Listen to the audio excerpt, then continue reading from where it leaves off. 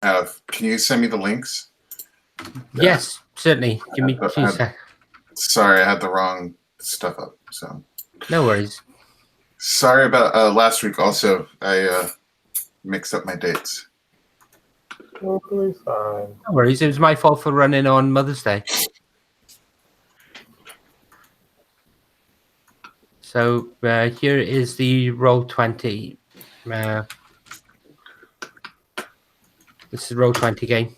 There we go.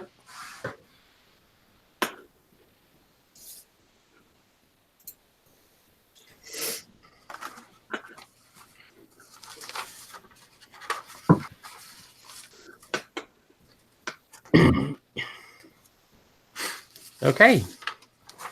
So we are live at the moment. So hello and welcome to season 3, session 3 of Tales of the Rangers, a Scum and Villainy game played in the Gauntlet. I'm back playing with several members of the Gauntlet who have been in for 2 sessions so far. So we are playing on the Gauntlet, so we will be using the X card tonight. We are also using the Gauntlet's inclusivity policy and the open table policy.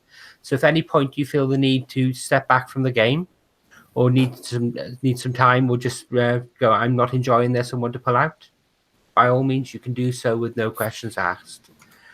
Now, we are coming out of a quite an action-packed session last time where we had the crew of the Cerebus go and actually track down a set of renegade clones with the help of Razor. They're the ship hunting pterodactyl. Obviously, it's not a real pterodactyl, but it's a space pterodactyl. And the ship pet. And that ended up going quite well. So coming out of that, we get to do downtime. We get to resolve that job, first of all. So we get to go through the end parts of that and actually do the paperwork. And then people get to do the downtimes. Now, Alejandro, you were actually owed a downtime from the last session. So even though you weren't there for session 2, you will still get to do a downtime as part of this one. Okay. So when resolving a job, payoff and upkeep. So there were 5 clones in total that were managed to be terminated by the group. And there was a bounty of 2 creds each. That gives you a total of 10 credits. So from that 10 credits, we need to actually take away the upkeep on the ship itself. So the upkeep on the ship is 1, 2, 3, 4, 5, 6. Is 2.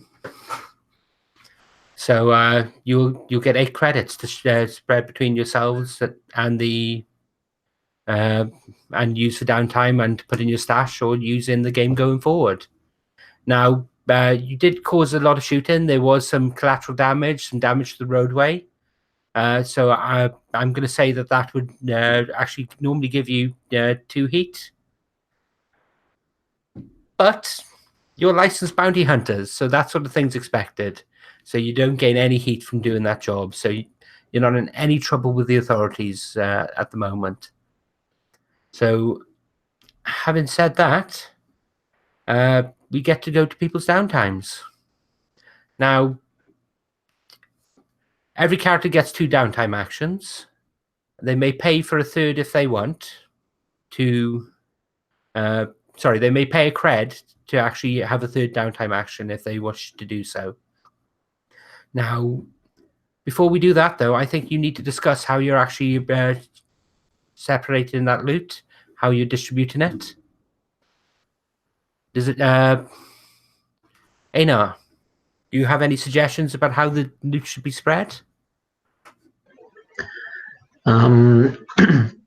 I think I'm a bit invested in Eli's race, so I think Eli should at least, or Kit, should at least get enough credits for the race, and maybe split the rest even. That's my suggestion. Well, I'm telling you, we can double it. Nothing will go wrong. Double it nice and easy. Just win this race. turn 8 creds into 15 creds. Well, I mean, I think it's important to realize that the race is going to happen pretty soon, and we don't really need to maintain the ship right away, right? I mean, we could probably bet all 20 on the race, and then we'll even have that extra before we maintain the ship. Yeah. Sorry, 20? 10. I'm thinking if we won, we'd get 20. Yeah, just put it all on the race, and then we can maintain the ship after we get our winnings. Okay, can I get a little background on what this race is? Certainly. Eli? Do you have that discussion in character?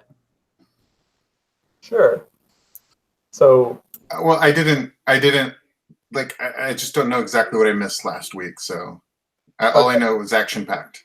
yeah, the background is out of character is that Kit has a friend who has a racer, and there's like a pod racing jockey type race, and my friend will put up the speeder if we put up the entry credits, and Kit is convinced that this is just easy money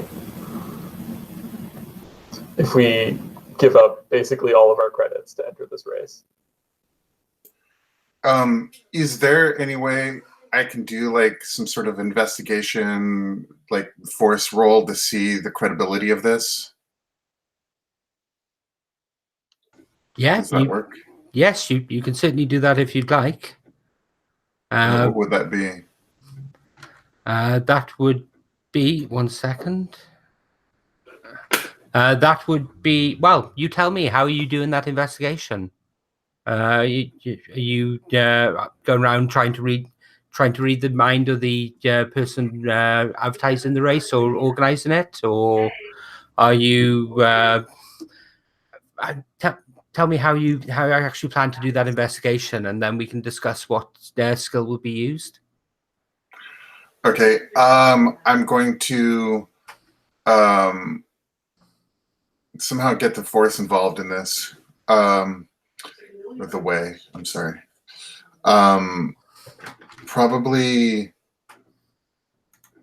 Well, I want to know.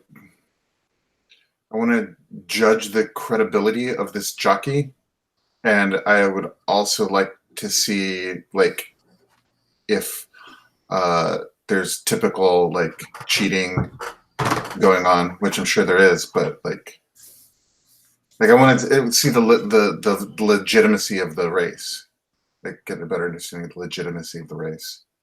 Okay, well, the race is quite a famous derby. It's the it's the Port Bastion Derby.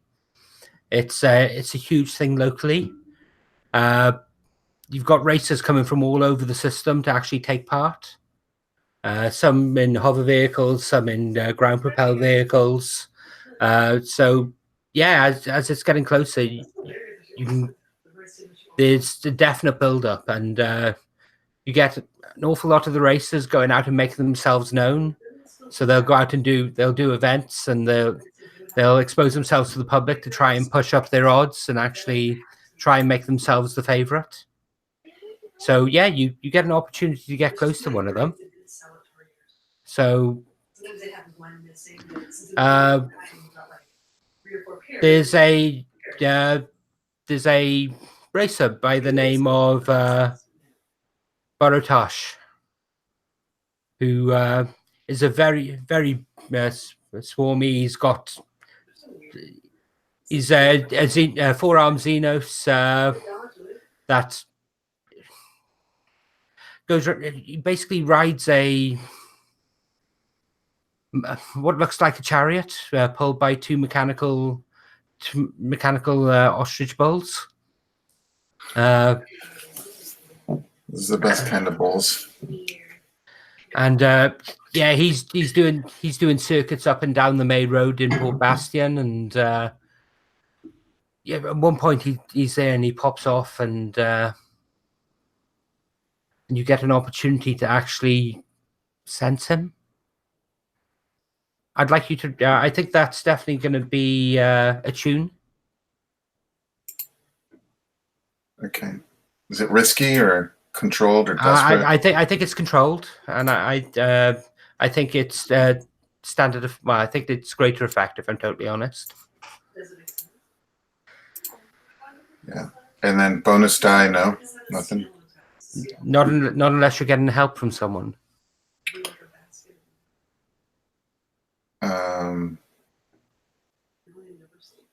I can No. probably help out.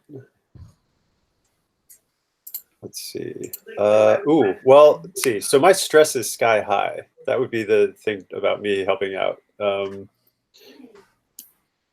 Let's see. I think I would be getting information from Eli, or not Eli, from Kit has stress. Kit. Fair. I'll help out. Okay, so what form does that take? How you help?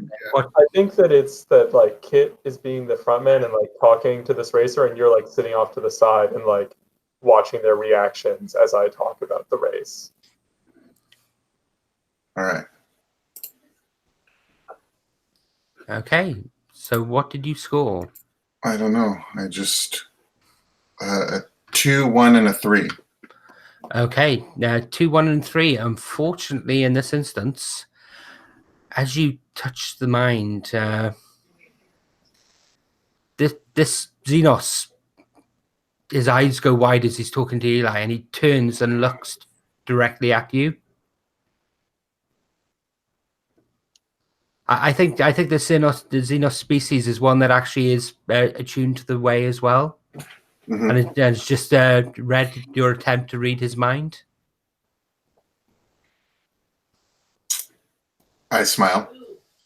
You can resist that complication if you want by rolling rolling a resistance roll. Okay, how do I do that?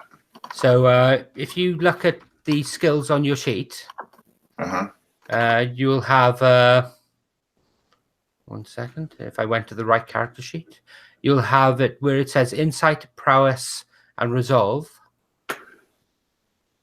I think this would be a Resolve resist. So if you click the Resolve button, you get to resist it, but you get to see how much stress it would cost you to resist that effect.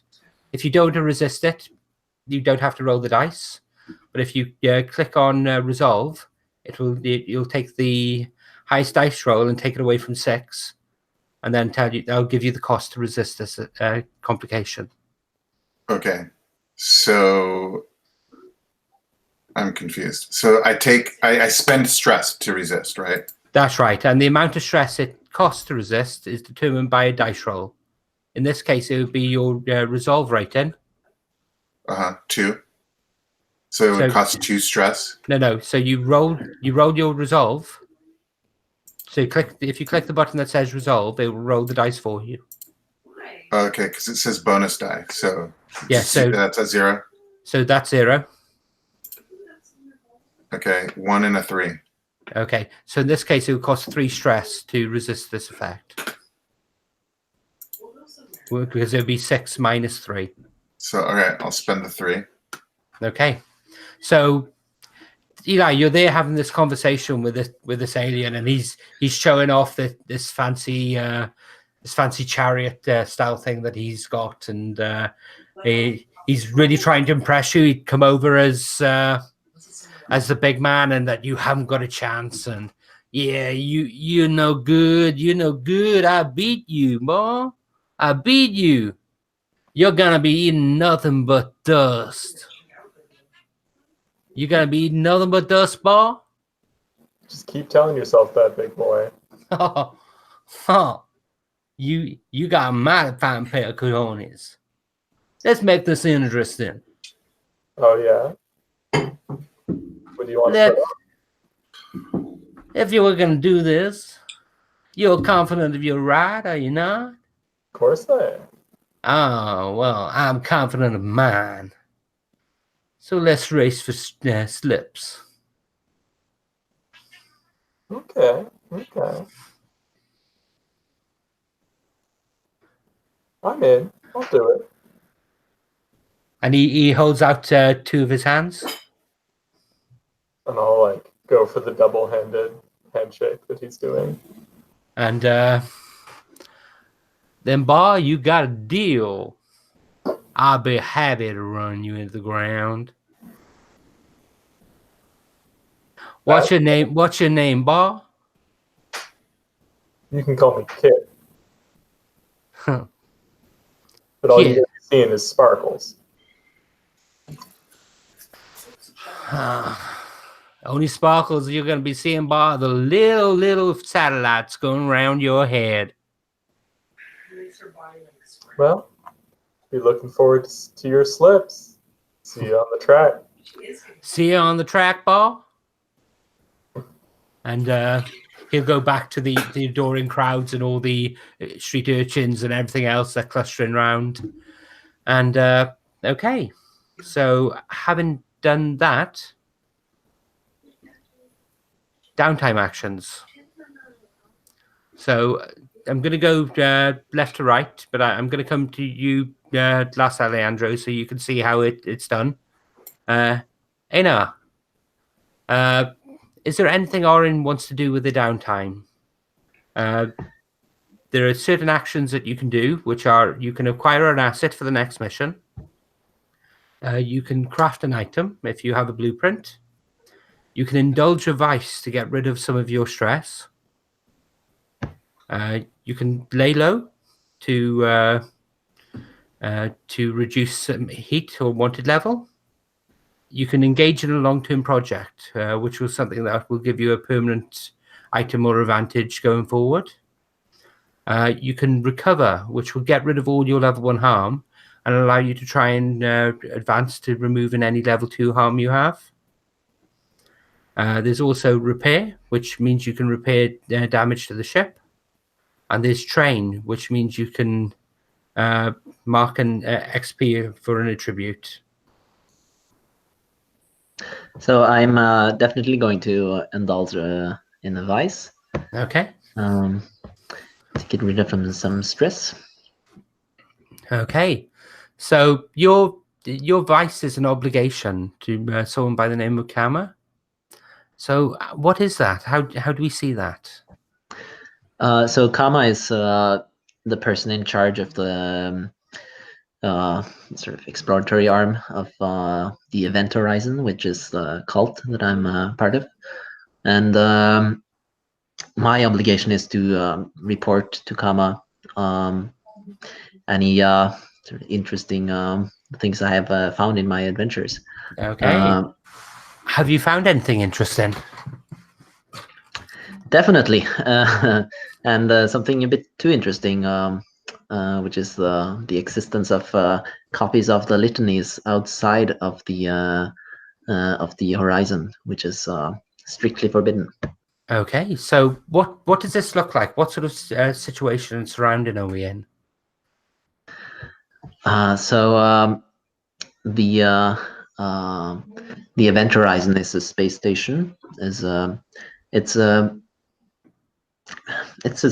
perfect sphere, just completely black, and it's spinning quite quickly, just like a black hole. So in order to get here, we need to get the ship in sync with the spin, and then there is sort of a very strict procedure of entry, with many levels of airlocks that I have to go through, and then until finally I'm sort of in a room, or the final seal, as it were, is I'm not actually allowed to enter the Event Horizon proper, as I'm now a part of the outside. So there's this chamber, it's spherical again, with spin gravity. So but the door and the screen is sort of in the direction of the center of the sphere. So I'm standing on what to me is the floor and looking up at the screen. Yeah. Yeah. I can just see that. So the center of the gravity, the of the room. It's basically spinning, and it's like it's like Babylon 5, where you'd actually have the spin rotation to generate gravity at that point. So you're looking up to the center, and I'm taking this screen's it's basically hovering there because that's zero gravity right in the middle there, because it's not affected because it's on the axis. So the lights go off in the room. A spotlight comes down at you.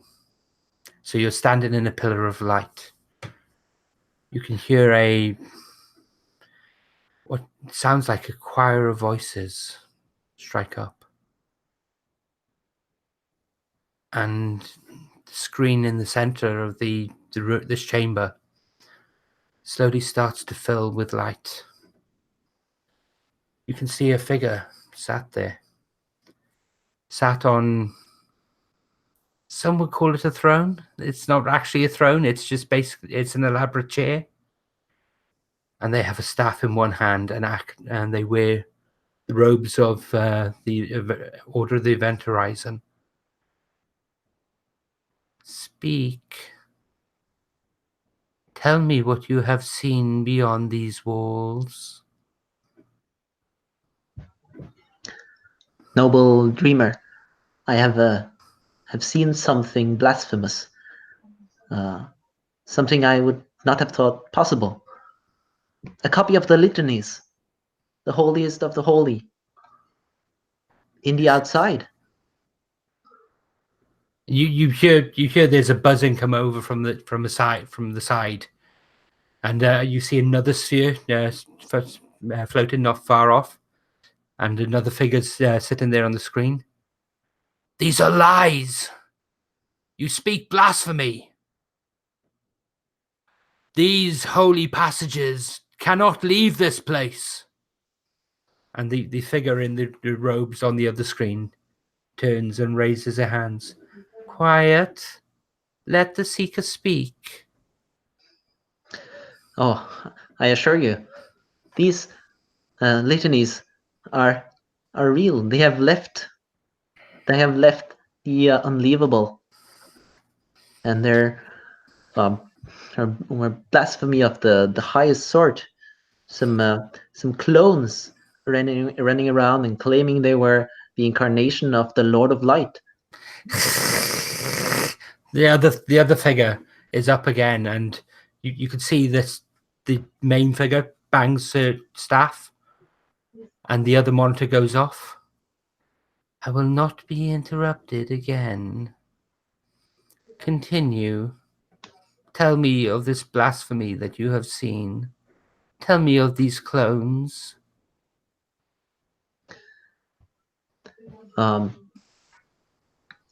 We killed them. All of them, I think. There were 5 of them, and they were making more. All of them had the tattoos. Then they are gone. I believe so. They have passed this veil. Still, we cannot be sure how far they spread the litanies. They had copies, actual physical copies of the litanies. Such thing is blasphemy. Such thing is unthinkable. And I charge you to find where these have come from. For if they have copies of the litanies, they can only have come from one place. And that means there is a heretic in these halls. But Dreamer, how could there be such a thing? It is not our place to imagine things to be not as they are. We have proof of one thing. You have seen it with your own eyes. Have you not? Yes, I have. Then unfortunately. Then do you agree with my summation? I would have to. Then I charge you to find this heretic and bring them to me. I shall. If they have spread our secrets beyond these walls, this will not be a restricted case. There will be others. I charge you to find them and bring the works home. Bring the truth home. We will, noble one. Do you have your weapon? I do. And the door at the far end opens, and the figure that you're watching is actually sitting there on a little hover platform that comes forward and comes to hover just slightly in front of you. Then draw your weapon, and I will consecrate it. So I pull my my blaster rifle, or my blaster. That would be Krieger, wouldn't it? Yep. And the figure stands up and steps down from the platform and lays its hands upon it. Go do the work of the Lord of Light. Let his power fill your cells. I consecrate you to this holy task. You, as the one who willed it, you are an instrument of his will. So say we all in the name of the Lord of Light. So say we all. And the figure, you as you can see her now, she's an incredibly old woman. But even looking as old as she does, she moves with the firmness of body you wouldn't expect. She steps back onto the platform. Return to your duties. I will communicate anon. And the hover platform backs out. The door closes. The spotlight on the pillar of light you're standing in shuts off. And the room lights come back. And you have an opportunity to leave. Can you roll your vice, please?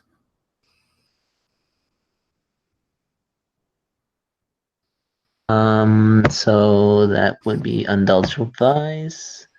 No bonus dice. No bonus dice.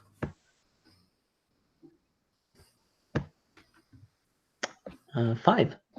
Okay, so you get rid of 5 stress. Do you have 5 stress at the moment to get rid of? Yes. That's good, because if you go over, things go bad. Okay, so Eli, would you like to use one of Kit's downtime actions?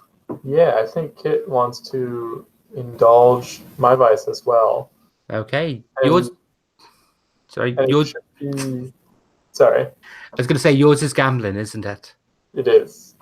Okay. It So is. And I was just going to say that I have a move that lets me adjust things on my rolls, and an ally who joins me can do the same. And I know that Cord also likes gambling. Cord wants to come with me to the casino. Yeah, I was totally planning to spend one of my downtime to go gambling. I was originally thinking I would spend my gambling on your race, like that would be my downtime move as well. I don't know if that makes sense. Or we could do a thing in the casino together. That would be cool too.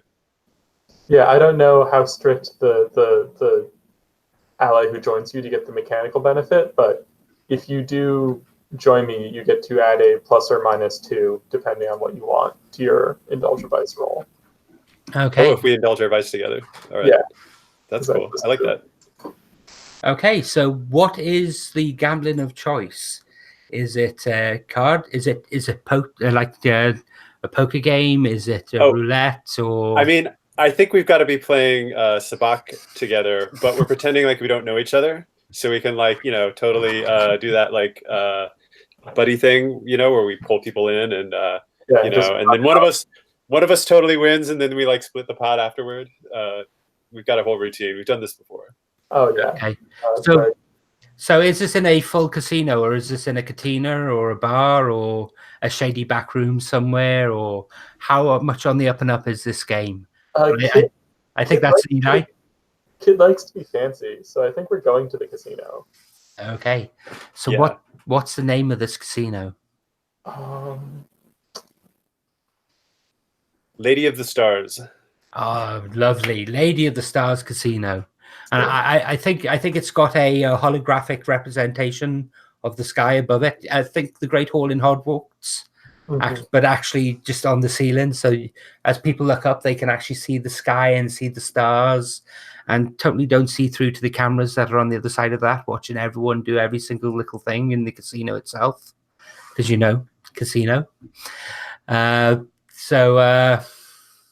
So you come to the door, and there's this bulking figure there that you recognize, Cord. Miss Cord. Actually, sorry, what is the gender of Cord? Is that male or female? Male. Male, sorry. Master Cord, it is a pleasure to see you. And the maitre d' of this gaming area, a gargoyle, comes over to you, and would you like your normal table? Ah, Gargoyle, so good to see you again. And Cord gives him a big handshake with two hands, and I've missed you. It's been way too long. Is my favorite table open? That would be stupendous. I believe there are 2 places available at the high table. Yes, sir. That's excellent. I think Cord has no neck, so it's a big bulking thing, but no neck. But they've tried to tie a bow tie around it anyway. So yeah, I want to imagine kind of playing on the idea that we're like that Kit and I are in cahoots. I'm thinking that maybe I've never come here with Kit before, at least not together. But we're kind of figuring we've got such a big wad of cash to spend this time that like we've done this we've done this act together in small places, and now we're like, okay, this is a big time. Now we're gonna like pretend we don't know each other on the big scene, right? Because we can only do this once here, right? But we got the money, so we're just gonna like, or are we gonna spend the credit on this? We were gonna spend it on the race. So now I don't know. Well, on the race. This is you don't have to spend. You don't have to spend money to indulge vice. This is just okay. I don't think we'll do any like big routine here. Then we'll just both come in and we'll just like both gamble. Yeah. Okay. So fleecing them, the normal stuff. So you come down, you sit at the table, and the table's not very hot as it's early afternoon. It goes on. You get some people come in. You get some people come in, lose their money really quickly and disappear off. You get some people come in, and you get this big hulking guy come in with two of his associates and sit down at the table opposite Kit. And Yatu, one of the local gang bosses, sits there and pushes down some chips. Deal me in. And Kit's kind of like has been very relaxed. I've been winning all day. It's been great. And I look up and I see Yatu, and I'm like, take a second to start, and then my eyes narrow a little bit as I'm looking across. Like, it's your loss. We'll see. Are you playing or are you talking? Oh no, I'm playing. I'll push my ante into the middle. And Yatu will ante up. So, I heard you're racing. And what's that to you? I have a lot of money in that race. It always pays to know about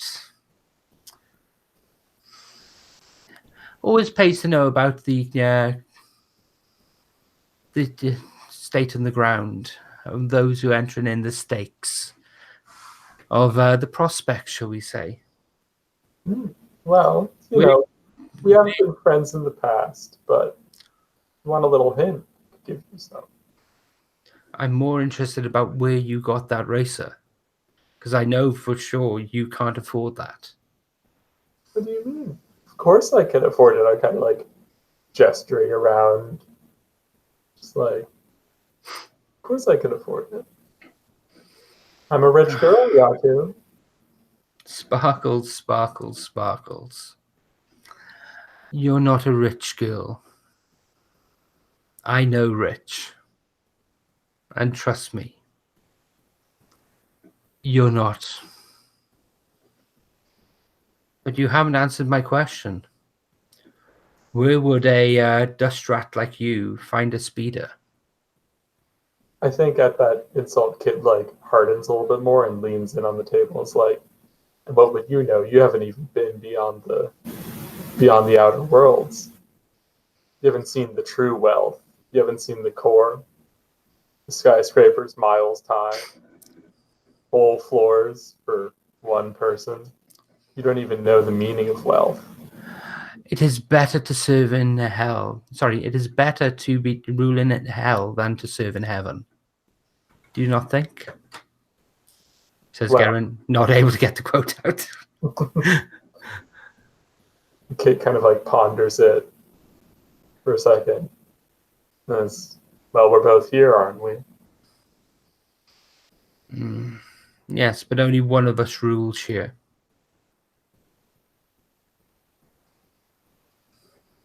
I think it's your turn. Are you taking a hit? He folds up the cards, puts them down. No. I think I got the prize that I was after. He throws them into the middle of the table. Say Triv, I say hi. And he wanders away. Stare daggers into his back.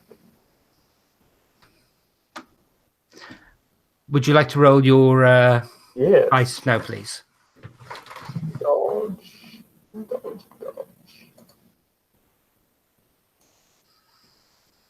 I also rolled a 5.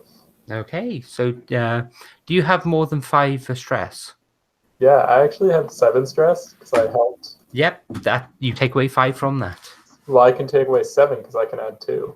Oh, So that's I a very good point. bail myself out completely. So, Walter, you're sitting there gambling, and you can feel you can almost feel something on the back of your neck, like someone breathing, someone standing just behind you.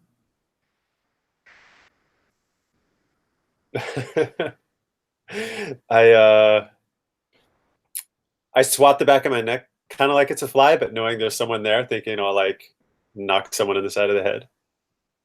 And there's you catch someone there. What did you do that for? And Cord turns around and takes a look. You turn around and it's your friend Nix, the moneylender. Nix! Cord stands up and gives Nix a big bear hug. Cord! And Nix is huge. He's around about 7'2", 7'3", and built like a bear. Cord! And he wraps his arms around you and lifts you up. How you doing? Oh, it's so good to see you. I didn't know you were in the system. Oh, I'm here on business. As always, the consummate businessman. Speaking of business, I have got a great business deal for you. Double your money, guaranteed. Oh?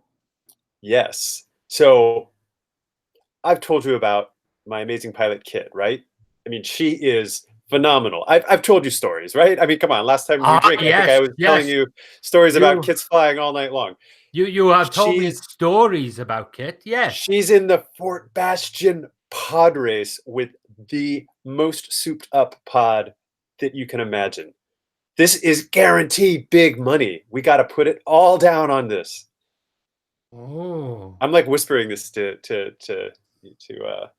And Nix, of course. he's Don't bending want down. everybody to know.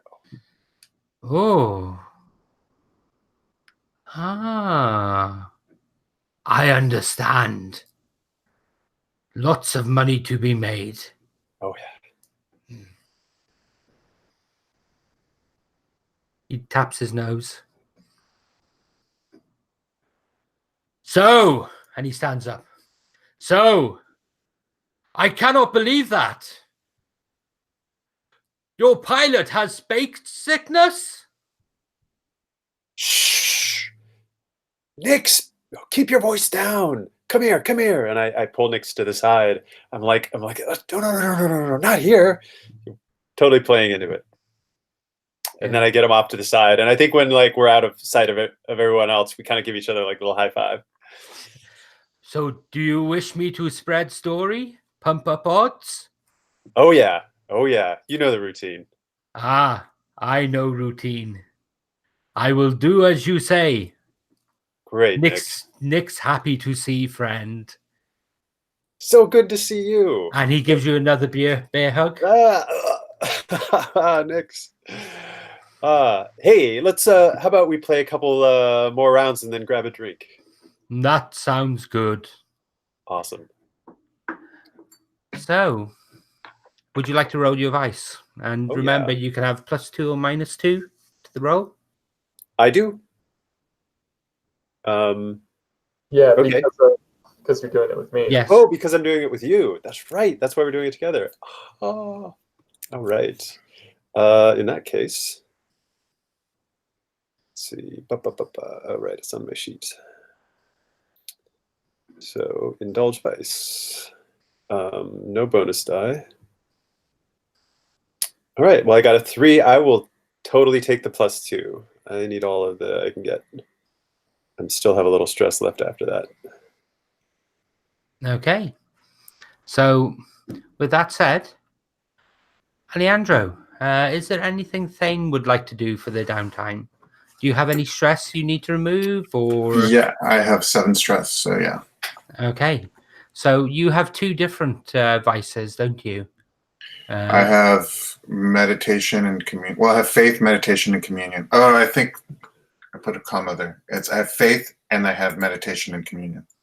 Okay. So which one are you doing? I'm gonna do. Oh wait, I'm sorry. I have workout, and then the other one is faith, meditation, and communion. That's I got right. it. Yes. Okay. Well, he's gonna do both. I only get one though. I only get one die roll, right? You only get one die roll, so Yeah. So narratively, I mean, he works out. He does his workout routine, and then the roll is going to be the meditation and communion. Okay. So this workout, how can you describe it to me? What does it look like? I like PX91 or whatever that. It's he grew up in a space colony, so he's not as strong and generally as strong or as people who were born on planets, lack of gravity and all that. So it's just like an all body workout in order to sustain like his strength beyond what's normal for him.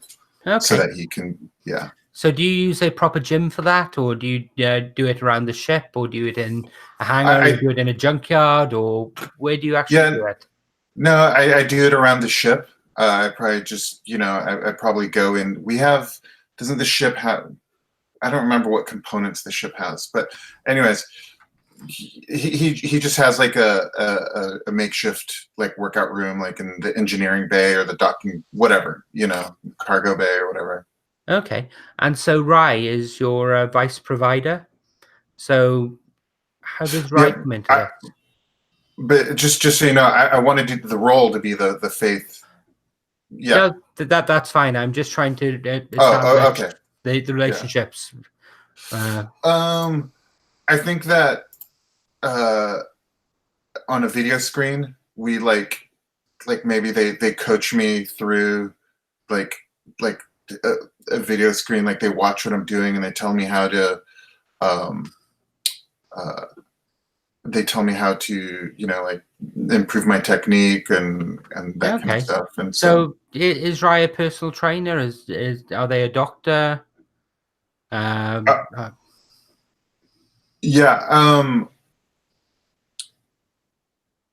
I think it's a a personal trainer from the space colony that is also, because I borrowed it from the Unrequited Love. It's like an ex-girlfriend or something like that, but you know. Okay. So you go through your workout, you come to the end. She's there on the screen. You did really well today. How Thanks, you Roy. feel? How you feeling? Beat. Okay. Go and get a drink. Get some electrolytes in you. Go and get some of the Protex gel in you, and just try and relax. Just try and calm down. Just bring yourself back to your center. But you did great today. Thanks. Okay. I go to turn off the screen, and then my hand just kind of stays on the screen a little bit longer than normal, and then I head off. I drink some space Gatorade as apparently Cord has been stalking. So I think when you put the hand on the screen, and there's a brief cut to the other side, and she's there almost doing the same thing. Okay. Yeah. And and takes her hand down and walks out of frame. So you've done your workout. Now with the meditation, where do you go to meditate? I go into my room, and I sit cross-legged in the air. Like I just kind of sit like there's a cushion there, but really I'm just sitting in the air. And I do, the typical meditation posture. Okay. Yeah. And who or what is Horrocks? Is Horrocks? Horrocks can be a person, or if you want, Horrocks could be like a holocron. If you've seen Star Wars. Yeah. What if Horrocks is actually just kind of this intelligence or entity that I connect with, like this disembodied entity? Love it. So you settle down. You're in the lotus position. You're floating. You close your eyes and let your mind reach outwards. Yeah. You can see the ship from outside, sitting in the bay, its landing bay. Pans up. You can see the entirety of Port Bastion. It still goes up. It turns round, and you're heading towards the stars. Within a moment, you're flying through a nebula. You're flying, and all of a sudden, you're hanging in space. Sorry, 1 second. Kitten. Yeah. Kitten, stop it. Sorry, I'm being attacked by my cat. Yeah, that's just like Horrocks. So you're hanging in space, and there in front of you. There's always this place that you come to, and there's this dying star just hanging there in front of you, and you can hear a voice around you. Hello, child. And it seems to come from all around you. You have come back. I seek guidance. I seek communion.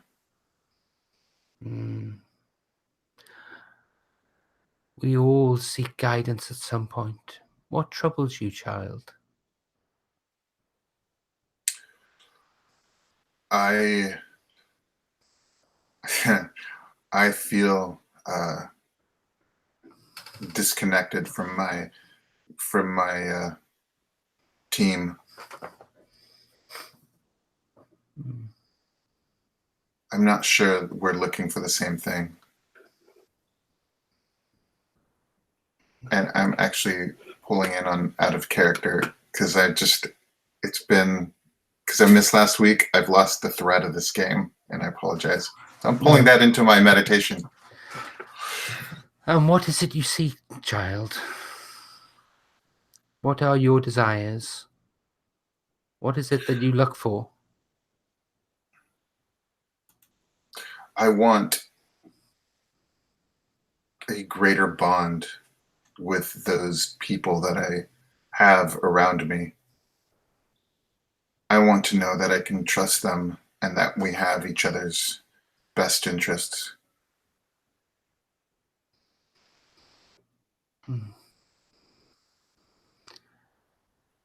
And what would it take to prove that?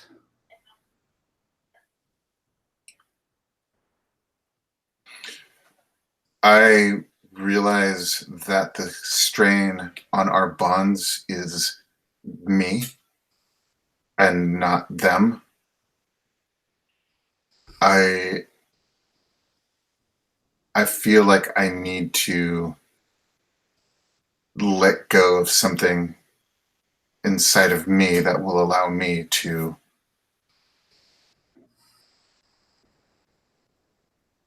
strengthen my grip on our bonds, like strengthen our bonds. Eli is offering us an opportunity to get ahead, and I'm not sure how I feel about that. There are many dangers to that. Yeah. Those who make themselves seen have a habit of attracting attention. Yeah. Yeah, I'm concerned about that. But I suspect your path has already been started. You've already put the first foot on it. I have. The river flows where the river flows. You may fight the river, but the river will still flow. Yeah.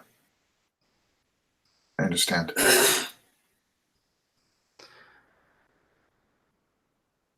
It is difficult for me to advise you on matters of the person. I seldom get a chance to talk to many. My days are growing few, and so few come to me. Soon I will be gone. Soon. A millennia or two. Yes, soon. I suspect that it is not I that you have come here for advice from. I'm sorry, say that again. I do not think it is I that you have sought the advice from, for you seem to have answered your own questions. You definitely give a counterbalance to my thoughts. If you need me, I am here. Just reach out. Thank you. You may stay as long as you wish. But I suspect in but a brief moment, an hour, a day, a week, you will leave. But I will see you again soon.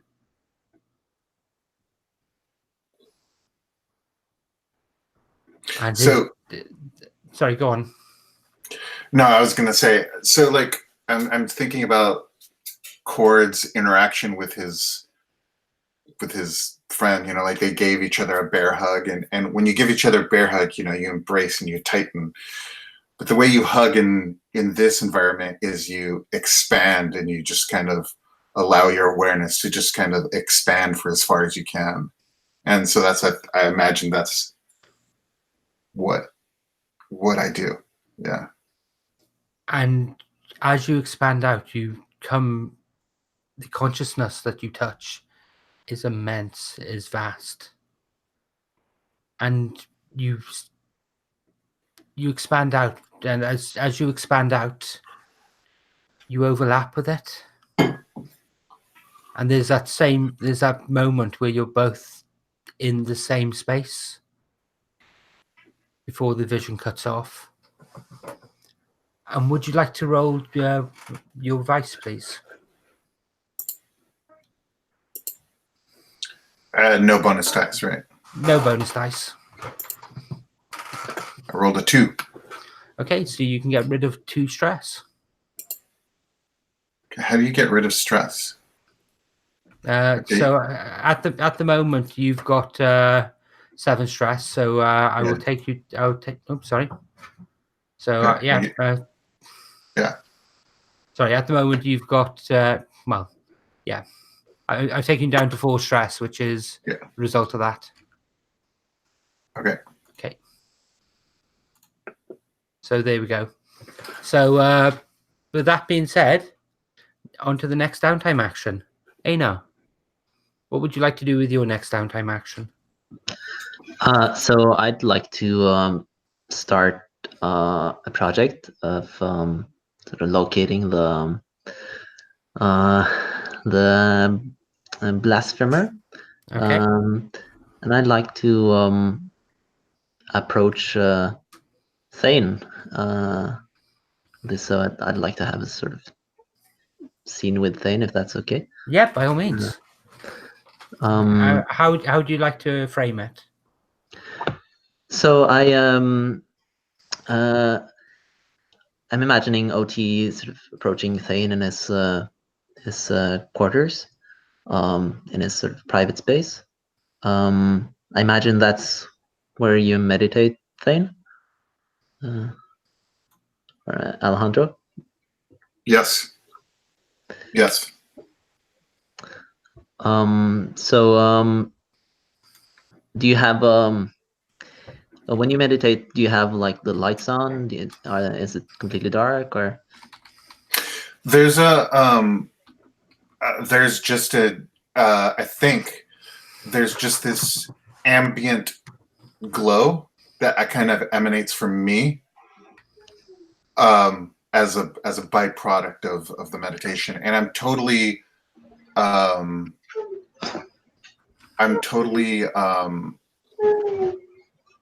it's like as bright as like a candle burning. So I sort of approach. Is the door locked, or do you have the door open? Yeah, no, it's not locked. Yeah. So I pace in front of your door a little bit. I have my my blaster pistol Krieger out, and I'm sort of stressed, just pacing him.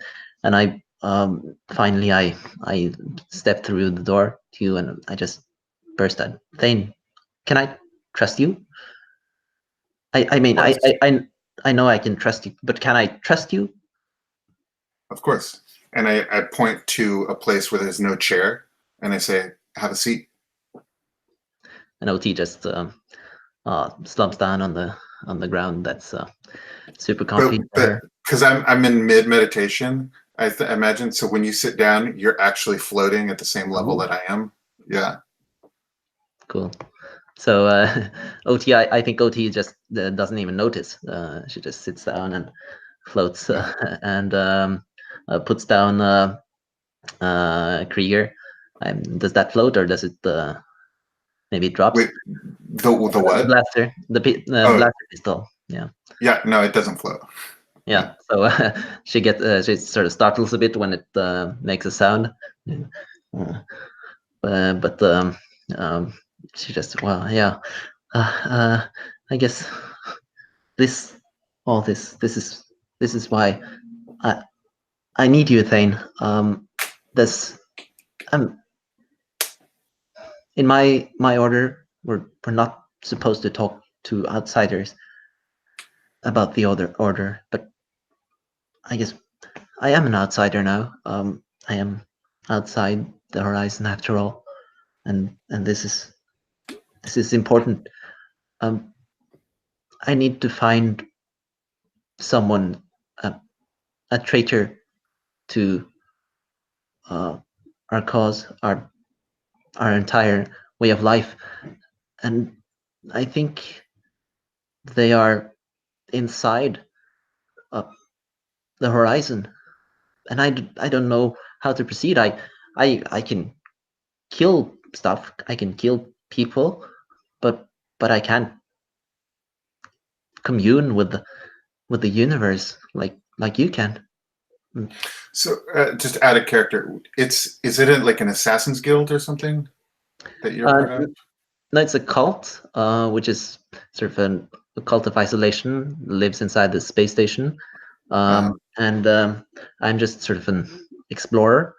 And there has been so last time these clones that we hunted down, they it turned out that they were somehow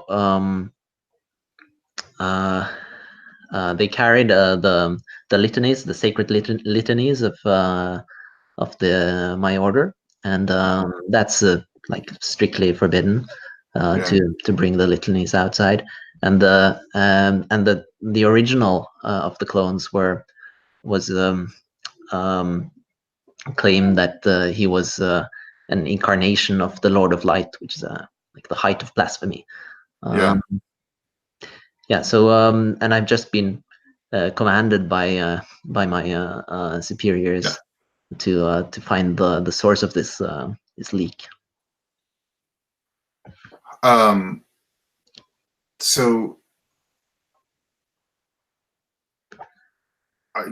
OT, this is good news. You've been trusted by your elders to perform this task. I'm proud of you. That means a lot. Yeah. I have no connection to your order. I can't help you without your permission.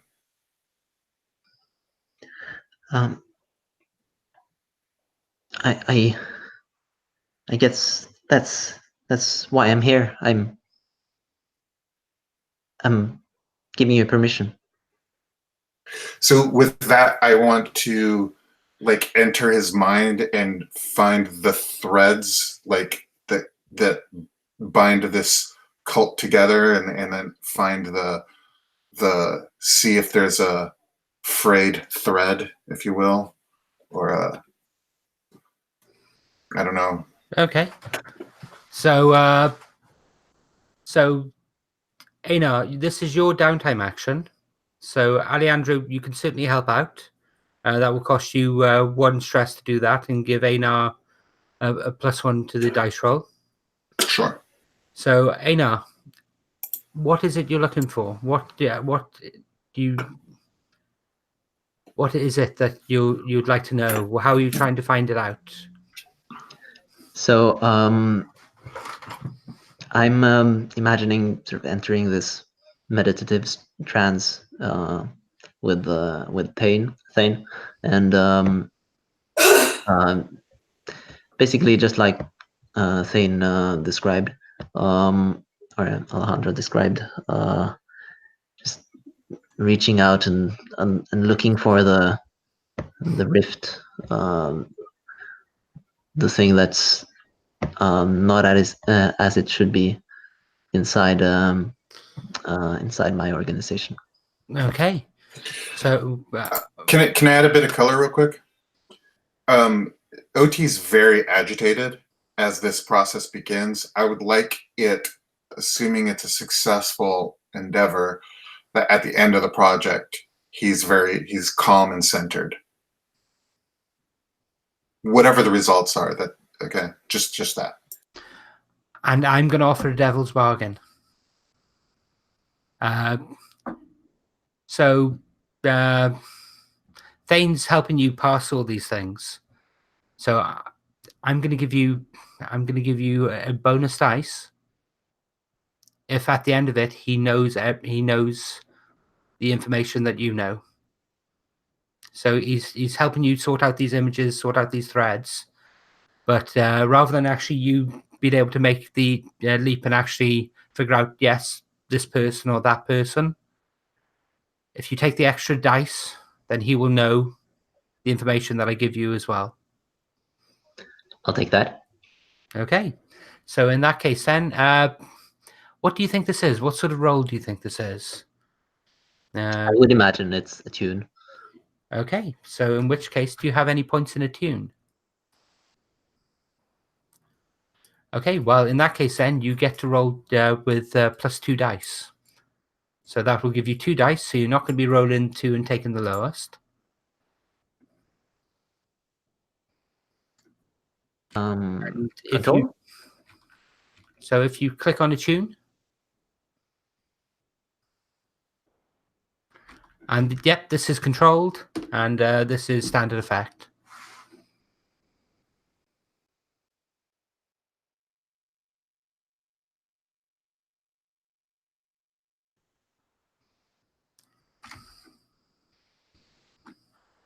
Okay, so that's a 4. So that's a partial success. So if you look on the ship sheet, there's a wheel on there. Oh, sorry, I've put it on 6. It's supposed to be on 4, which is locate heretic. So you get to mark one of those sections. So where it says progress, if you click 1, and you think about this, you catch your memory back, you think about all the people who have come out before, and the person, each time someone, the Event Horizon, the station, the cult, has always had the vast majority of people living within. They don't really send people out. But when they do, they tend to send that person out and only then send another once that person passes away. So the weapon that you carry, Krieger,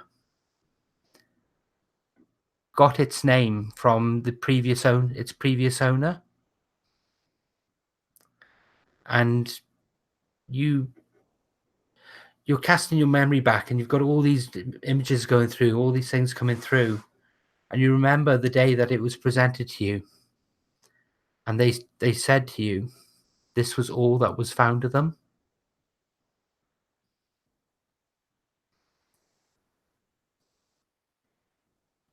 And the name Krieger was actually written on the base.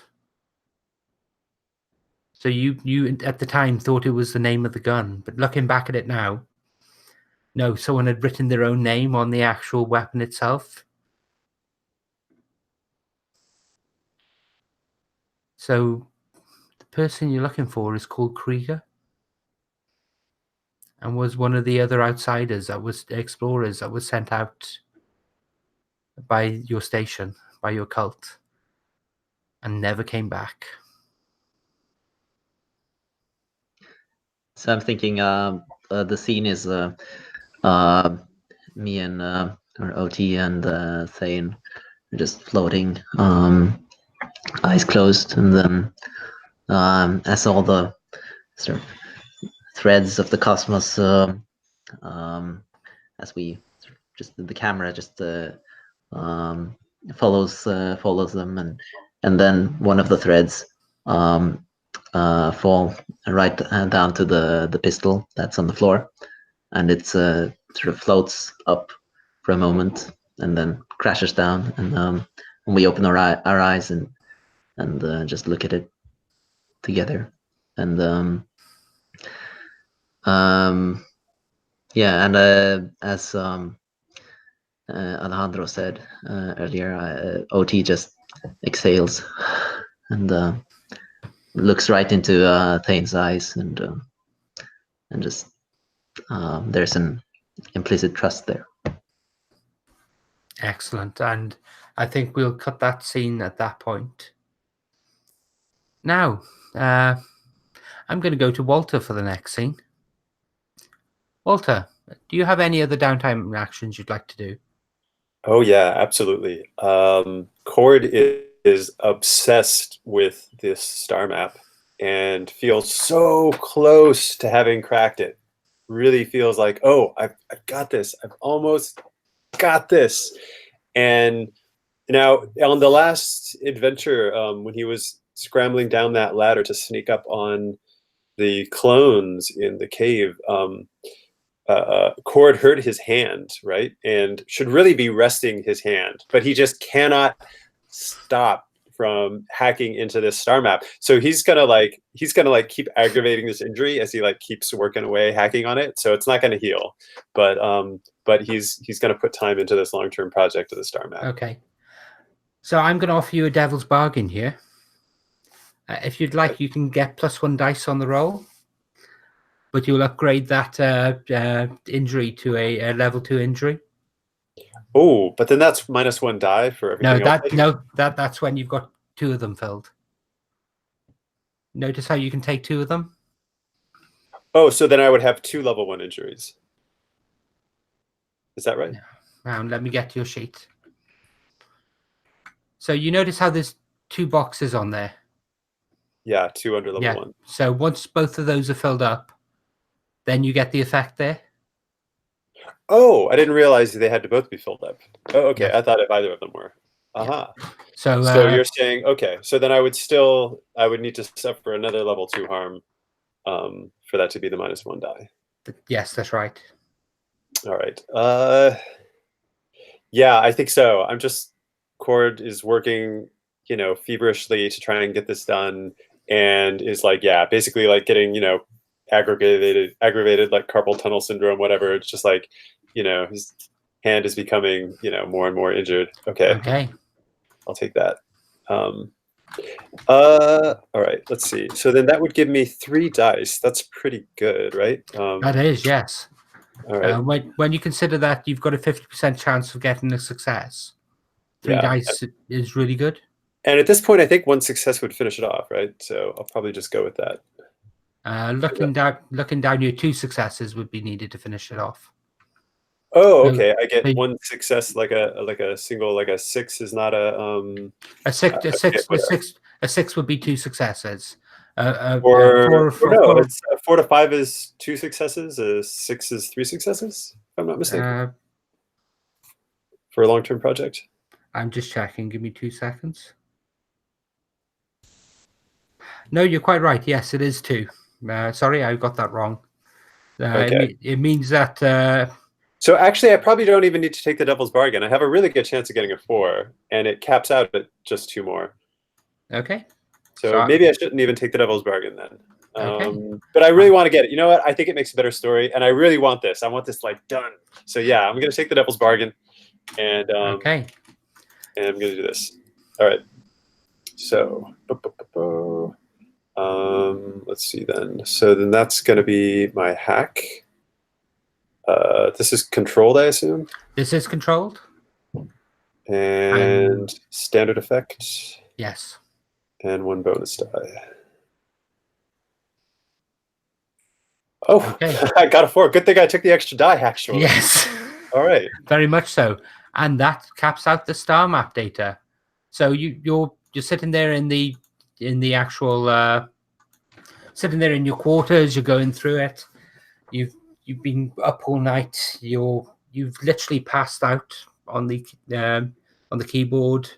And suddenly there's a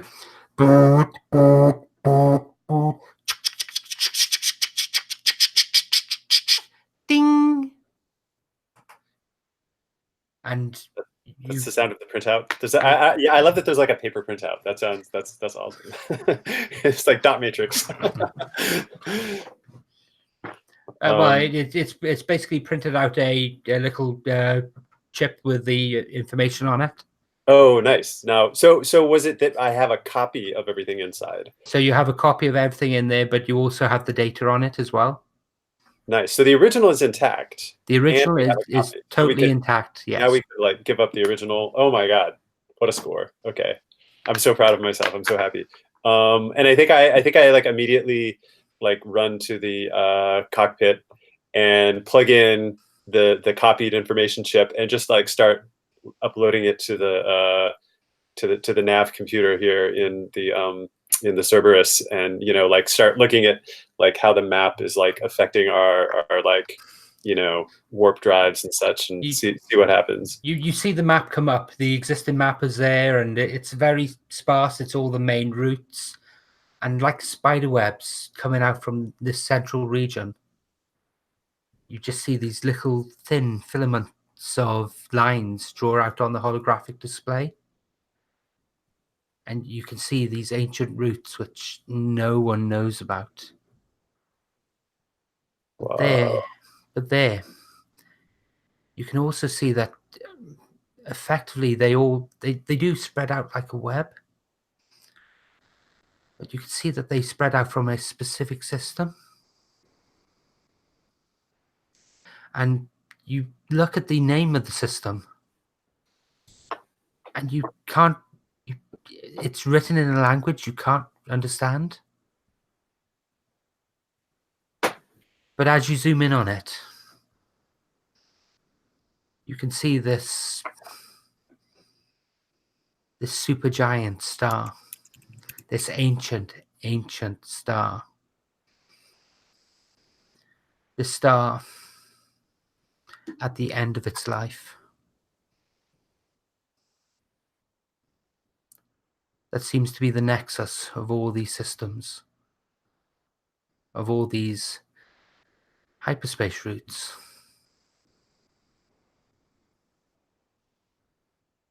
And is this and I don't recognize this star? This is like something that's not normally on the map. No, it's not normally on the map at all. Whoa. Looking at the map now, it makes sense that there's some sort of super large gravitic body there. But the maps, none of the maps you've seen, or none of the maps stored in the ship's computer, show this star. But they do show the effects. They do show the effects of it. And as you look at the map, it makes perfect sense that it is where it is. But that being said, you would have expected to see it on there, even if there was no route to it. Nice. All right. I think after just seeing that confirmation, I think I'm like too exhausted, and I just go and try and get some sleep before the pod race starts, and I'll just share this information with the rest of the crew like tomorrow. But I just got to get some sleep now. I'm so tired. Okay, Alejandro, I'm going to go to Eli last. So do you have any other downtime actions you'd like? Yeah, I didn't know we get two. I would have actually done my workout and the meditation as my two downtime actions. Yep, so that's fine. So if you'd like to roll your dice again. Yeah. I know. It's my number too, so I want to Three. So I'll remove another 3 stress from you. Okay. How do you remove it? I mean, because when I click it or right click it, it doesn't remove. Well, you click basically you click the bar under where you want it to be. So it's a slider bar. So oh, I see. I got you. Okay. So you're down on 2 now. Okay, so finally, Eli, the day of the race is coming up. It is now the night before the big day. There's huge celebrations in Port Bastion. There are people in the street celebrating. There are events going on. There are all the canteens, all the bordellos, all the show halls. Everything are turned out. Everyone's out celebrating. The streets are packed. The streets are clogged with people. And now comes the time where you have to go and put your payment down. You have to go and fully register for the race, hand over that money, and make yourself known. time. Let's Yes. do this. So the office with this has been held is part of the local planetary council, because this is an official race, but really it's that this is just a front. You know that in full effect, a lot of this is actually coordinated by the underworld, and they've bought off the local politicians. So you make your way in and you see a line of racers stretched out, and everyone's outside. There's huge crowds. People will go up to the desk. They'll put their money down. They put their digit or appendage or whatever they have down on the data pad to mark themselves in, and there'll be a huge cheer that goes up. And you can see that the four-armed alien, the one that made the bet with you, goes up to the counter. He puts all four of his hands in and scans his thumbs, at which point he turns round, raises them all, and everyone cheers. And he's got all sorts of groupies and girls and boys. We're not well, that I won't labour the point, but he comes wandering up with a arm over the shoulder of these two beautiful creatures, and he looks at you. I see you brought along your support crew. What's the matter? No friends? No, I don't need any help to beat you, small fry. I look forward to ripping that speeder of yours apart. If you can catch me, and I'll flip him a rude gesture as I'm strolling up to the desk. And he does the forearm salute on the way back. And you get up to the desk, and there's this bureaucrat there. Yes, can I have your name, please? Yeah. Yes, Karana? Karana. Thank you. And can I have your entry fee? And his hands are shaking, and it's not so much for fear. It just looks to be really old. And I mean, I will hand him the entry fee. he'll take it. He'll flip down this little thing he's got on his glasses and look at the credits. Oh, thank you. Please just sign. Yep, and I think I sign my full signature. Throw it right down there. And as you turn around, the crowd are cheering. I think I'll blow some kisses into the crowd, Don't need to piss them off. And Yatu is there. Well, you did it, he says as he steps forward out of the crowd. That I did. What do you have to say about it? I wish you the best of luck. Hope you put your money in the right place. He puts his hand out. He offers you his hand. I think the kid kind of hesitates for a second and then takes it. I thought many things of you in the past. You have skills that I have not dreamt of. For instance, I don't know how you're going to race without a speeder. And he smiles, pulls his hand back. Good night. And slips into the crowd. That leaves Kid heart racing, eyes wide, and takes off running. Okay, where are you going? I think I gotta go visit Triv. See what silliness has been pulled. Okay. So as you get to the scrapyard, the shop, sorry, You can see that there's smoke coming from the front door.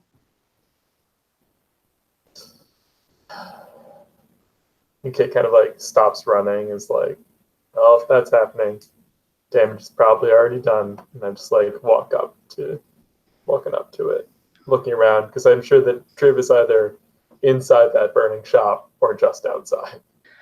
You come across him laid out outside. He's been shot by some sort of stun weapon. He kind of like kneels down, like pats the side of his face. Triv, what's going on? Uh, oh, he catches your clothes as he becomes awake and they've got it, lad. Triv, They've got it. They've taken it. They've taken it where? They've taken my beauty. And he starts sobbing. All right. They've taken the speeder. You have any idea where they've taken it? We can get it back. It's not over yet.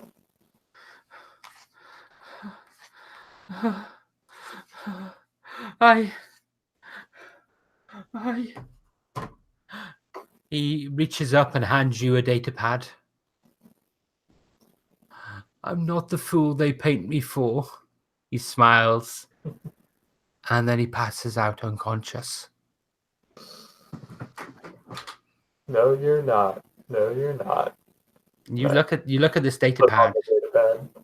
and you can see he's put a tracker on. He's got a tracker on the speeder. Kit, we just kind of see like Kit smiles and then thumbs a call into the communicator. Boys and girls, we have a job to do. And at that point, I think we're going to take our break if people are okay with that.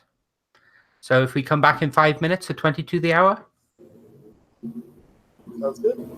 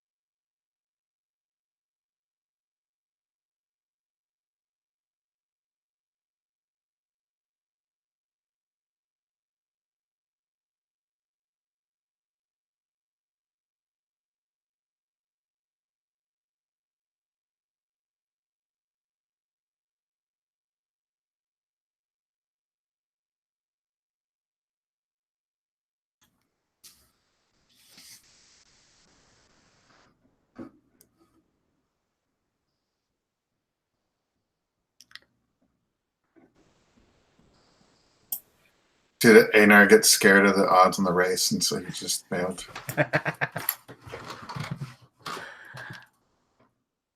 I think so. I'll send an invite to him again. I'm telling you, I got this. Nothing to worry about.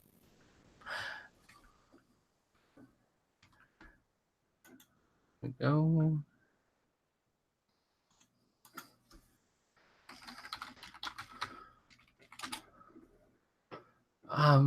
Whenever I load up Firebase, I always go to the Gauntlet.com one by mistake.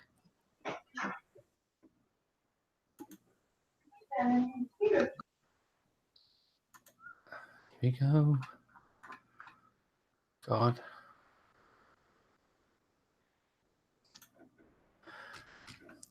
I'm actually quite impressed. I'm coming up to running nearly 50 game sessions on the Gauntlet now.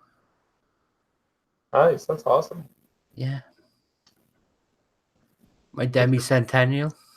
What's your favorite system that you run on Gauntlet? Worldwide Wrestling. I'm a huge wrestling fan, and it's the one I go back to the most. Certain systems I can do, certain I have to avoid. I've tried running Monster Hearts in the past, and they've never been great. Sorry about that, Walter. I think you were involved in some of those. I enjoyed them, but you know, if you ever want to run one again, I'll be happy to play. I just struggle with the whole social side of things. I'm on the spectrum, and it makes it difficult for me to do interpersonal relationships, which is what the game's all about. So, as much as I love playing, running Monster Hearts is not really for me, unfortunately. That makes sense. It puts me too much outside my comfort zone. And plus, I've got a nasty habit of trying to force a game to follow a story rather than actually do emergent story. And it's something I really got to get into habit for, because I think things like Monster Hearts work a lot better like that. Yeah, I've run a couple games of it, and it's like I found that you can kind of like push plot into it, but it only happens later. Like towards the end, when you're like, okay, if you aren't generating a finale, we need some more climactic things going on here. So how do we push that? But you kind of wait and pull from what's given to you. Yeah. I think that's possibly what I've done wrong, because each of my Monster Heart games have been very distinct settings. And weirdly, I had a Monster Heart game end up more as an investigative suspense game than a actual relationship game, just because I pushed too hard with the whole there's a murderer in your school that's killed one of your teachers right at the start. But learning experiences. Okay, so everyone's back. So, Kit, Karana, would you like to repeat what you actually said into the comms? Sure thing. So, Kit's standing there with the data pad, and is just like, puts on the comms. Ladies and gentlemen, we've got a mission to do.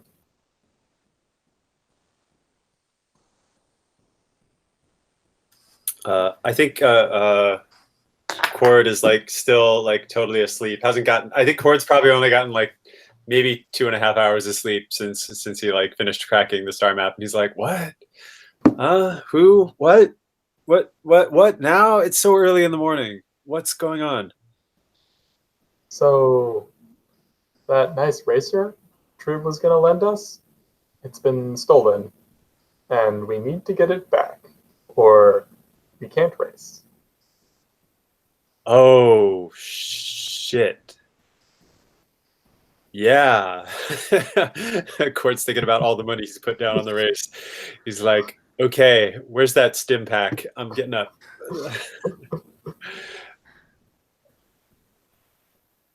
Okay, so what are people doing? Do we know where Kit is? Like, I just strap on my whip and just go to Kit. Okay, so yes, you do know where Kit is. Kit, you also have a tracking device that's actually tracking the speeder. Yeah, I think that Kit's plan is mostly to beat up. Kit isn't the greatest of tactical minds in terms of mission planning, so it's more of the like, I'm here. We'll gather the people and then let someone who is more of a tactical mind decide how best to pursue this. But we have a location, so we are good to go.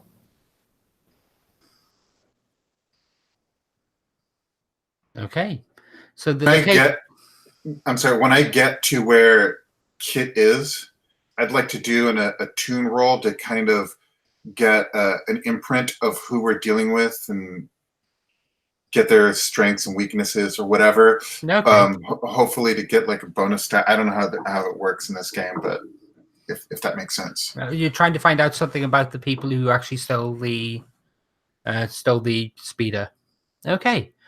So how are you doing that? You want to do it in tune. How do you see that actually going ahead?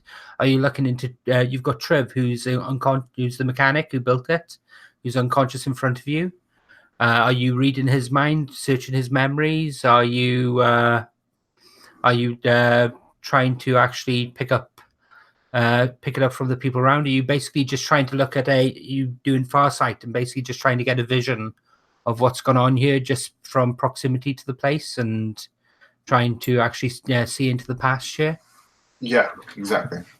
Okay. Precisely. So in which case then, can you roll a tune, please? This is a controlled roll, and I would say it's standard effect.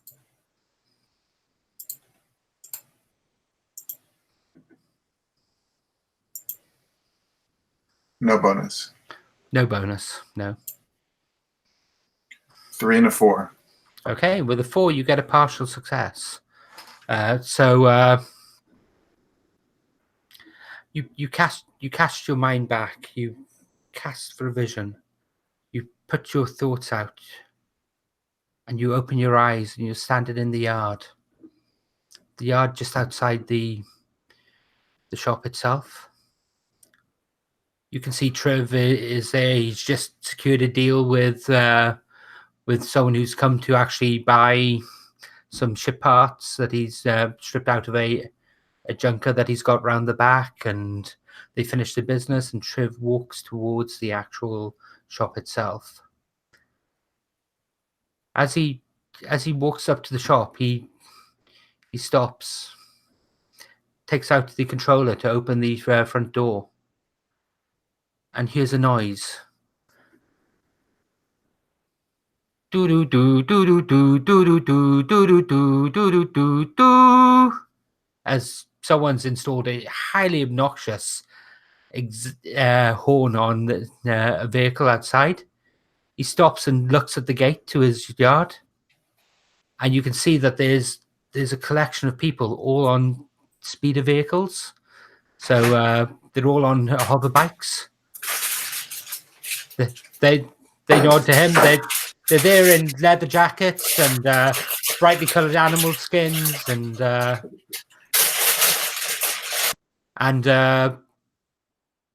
brightly coloured animal skins, and they've got neon mohawks and all this other stuff. And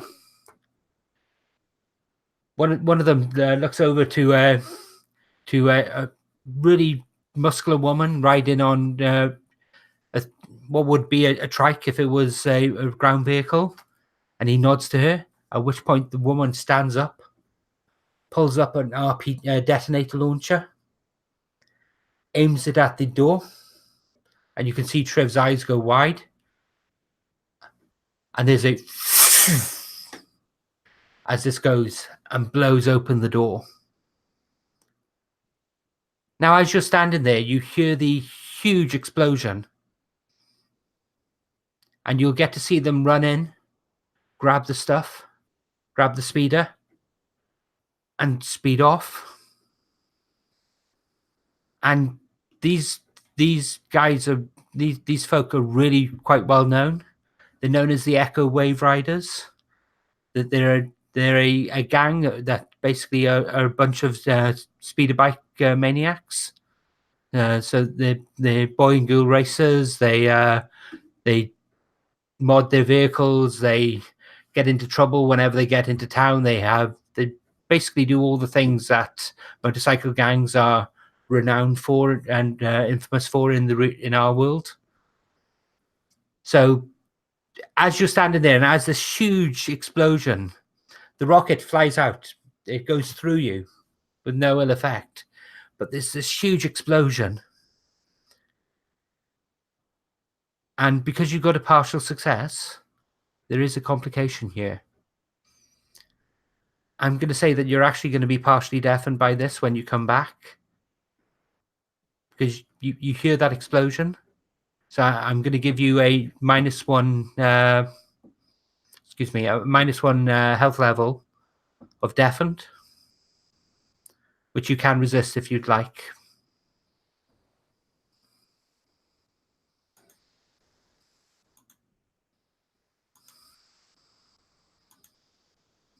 Sorry. What effect does that have? A -1? I don't even... Unless you have two of them, it won't have any effect. Once you get up to two of them, then it means that you'll have less effect. So when you roll a dice, if rather than something being a standard success, it'd be minimal. Standard effect would be minimal effect, or instead of greater effect would be standard effect. Okay. So I'm going. Yeah, I'm not going to resist it at this point. Okay. So in which case then, I'll mark a level 1 effect, which is deafened. There we go. So you see these gangers, these racers, have stolen the actual bike, and they make off on are heading back towards the spaceport. And in that moment, you're back standing in the yard, and it's like it was after the explosion. The smoke's round, time comes back, and you're yourself again.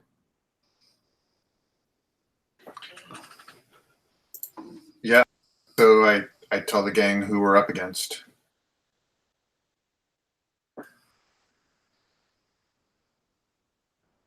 Okay. So the tracker that's been put on the speeder, it leads you to Hangar 9. Well, it points out Hangar 9 at Port Bastion.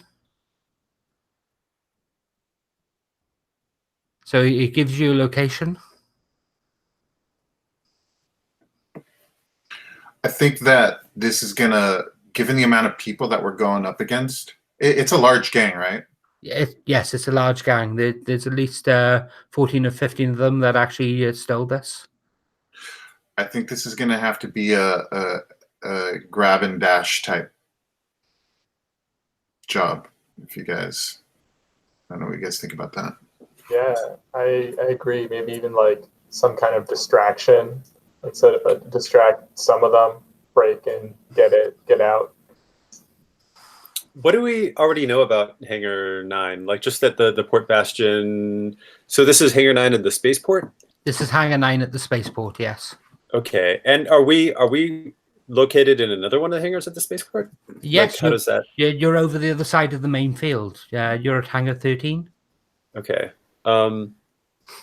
So then is this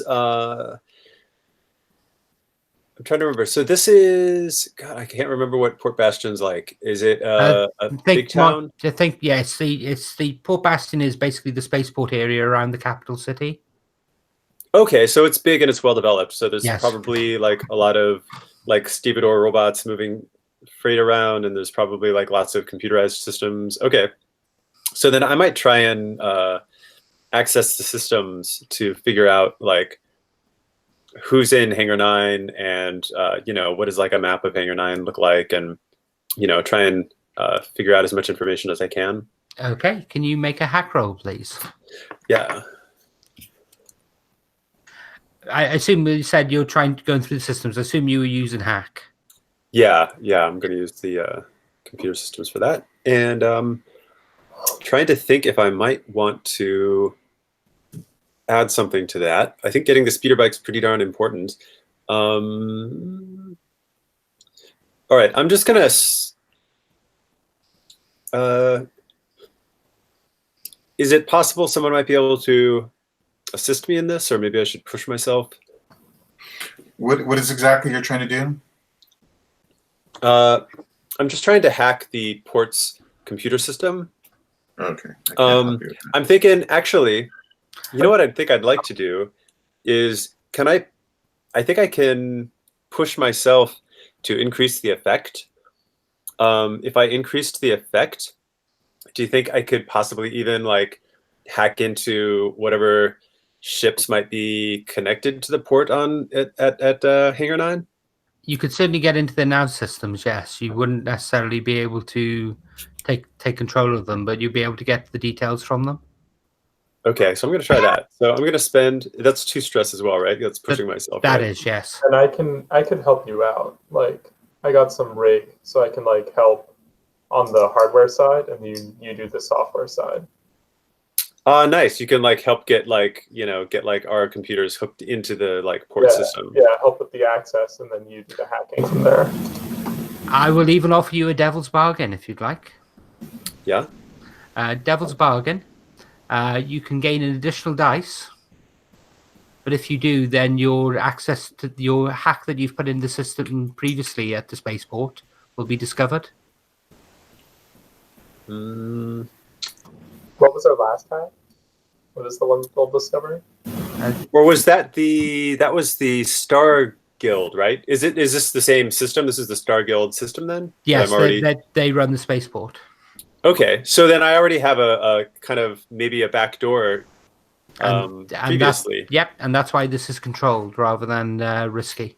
Okay. I think that's too valuable. We've got a session to go. I'm gonna not take that die. I'm gonna not take that devil's bargain. Okay, so because I still got 3 die and greater effect and controlled, so I'm gonna go with that. That's pretty good. All right. Let's see. All right. Yeah, greater effect and 1 bonus die. 6. Boom. Oh yes, you managed to get in. So yes, you get a full map of the hangar itself. You even get into the actual you get into the CCTV cameras and the scanners actually covering the cargo bays. You can see that whoever's gone in there has actually sprayed over a lot of the actual a lot of the cameras themselves. So going back over the security footage, you see these punks come up with spray cans and just shh over a few of them, but they've missed one of these cameras that's up high, and it's looking down over the bay. And you know the bay at the Mos Eisley spaceport.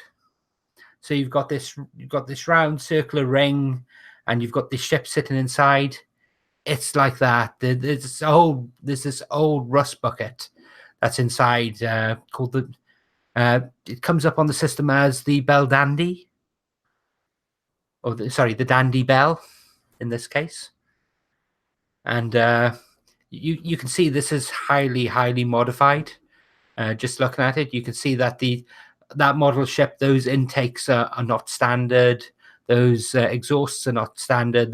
That landing gear isn't standard. For God's sake, there's a set of fuzzy dice hanging in the cockpit. And you can see that these gangers are loading their bikes onto the ship, like they're getting ready to leave. Do I see any sign of the bike that was stolen? Yes, yep. You see the chariot pulled by 2 of the mechanical horses. You can see that they're moving it up the actual ramp, and they're taking turns around the actual. Sorry, I thought I put myself on mute for a second. They're taking turns around the actual hangar on it, and doing donuts with it, and. Oh man! And in the way they're loading up, it looks like they might be loading this thing up or whatever and taking off with it any moment or something. Yep, it looks like that. So, okay. Well, I certainly share this information with the rest of the crew. And is there a way then? So for that greater effect, can I try to like mess with their nav system or like remove the clearance for them to like disengaged from the, I don't know, from the hangar bay or something like that to slow them down? Yeah, you can change the flight plan if you want. So you basically, every time a ship leaves from one of these hangars, you have to log it in advance because they need to timetable it in for other ships. Okay, I'm assuming that they're not beyond just leaving illegally, but if there's some way that I could like hamper them, I don't know to what extent there would be. Okay, I'm going to say that the actual hangar floors have built-in mag locks, basically to stop ships leaving without paying their dues. Ah, okay, and I might be able to activate those. Yes. Okay, can I? Is that like included in the greater effect? The ability to do that? Definitely, that would be included in the greater effect. Okay, nice. Then if it's obvious that happens, I don't want to do it too early. I think I might like tell everybody else like, okay, this is what's going down, and then I might like wait to the last minute to spring that the grab locks on their ship. Okay. So we can try to get the jump on them. Okay. So do you have enough together now to actually come up with a plan based on the type of job you want to do and the point of end? I'm guessing is this an assault or? I'm sorry. Can I interject real quick? Yes. If we do the Magnox now, it's gonna that would kind of serve as a diversion because then they have to work to undo those, and it's gonna cut their manpower too. Just throwing that out there. Okay. So maybe we can have that be like part of our infiltration technique. Like it sounds like this might be like are we setting up like an engagement role, do you think? I'm very much looking to set up the engagement role, yes. Yeah, so if everybody else agrees, I think it sounds like we're moving toward like an infiltration or an assault, and maybe like the grab locks. Probably more than just an assault, and the grab lock is like part of our initial point of entry then. So like get them when they're distracted by other things. Yeah, that makes sense. Could we use our ship? Just like fly in, and maybe flash them with our engines, or just repel in from above or something. Just use it as a force multiplier of some sort. If there's more of them than us. That is true. Maybe we could do something like fly in low, but with like the boarding ramp down. So it's like we put some people on the boarding ramp and we kind of like hover there and give covering fire, and then we like get the ship and drive it on. Like go in fast. Or maybe we want to try and be a little sneakier. I mean, ultimately, we just want to get the pod back, right? We don't necessarily need to take them all out. I mean, that would be a nice bonus given what they did to Triv. But maybe we want to try something a little more on the sneaky side. I don't know if we can get it away without them noticing, though. There seem to be so many. So one thing we could do is, since they're probably, a lot of them are probably in the ship and trying to take off, we could sort of use our ship to block off most of them. If we sort of fly in and park our ship or just point our engines towards their loading ramp, and then we speed off with a speeder while they're most of them are trapped inside the ship. It's not stealthy, but yeah, kind of maybe just like literally like open their hangar door, and like while their ship is stuck there, like kind of land our ship on top of theirs, and it'll just like our landing gear will grind into the top of their ship, and while they're freaking out about this, we'll have like our like assault crew go in and just like take the other pod and drive off with it while hopefully they're distracted. Yeah, I like that. And then like once we have the pod, we can just like fly the ship away. Okay, so let's go to the engagement role then. So looking at assault, we have the point of attack, which is the hangar, and we have a pretty much plan of attack. So who's piloting the ship? Who's piloting the Cerebus? I got that. Cerberus. Okay. And Or But- is it? Would it make more sense for you to take the pod to be part of that crew, Kit? I mean, like, it might be nice to have someone on the pod, but I think that like bringing the ship in a tight space and then doing these maneuvers is probably going to be more important than just like you just drive the pod in a straight line. I kind of explain it to you. It's like it's not that hard. You just open the door and point it in the right direction and throttle this, and you just go. Nice. okay. So let's look at the engagement roll. He says on totally the wrong page again. That seems to happen an awful lot. Okay. Okay. So engagement roll. That's not actually on that sheet.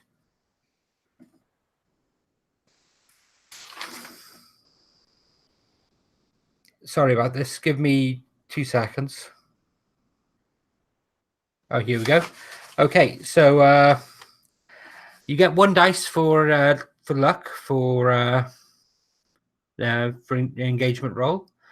You also get. I'm going to say you have a pretty major advantage in this case, and you're hitting them at a point of weakness. So that's going to be 2 dice for the engagement roll. Who would like to roll it? I can roll it. Okay. It's in the roll fortune, right? That's right, with +1 dice.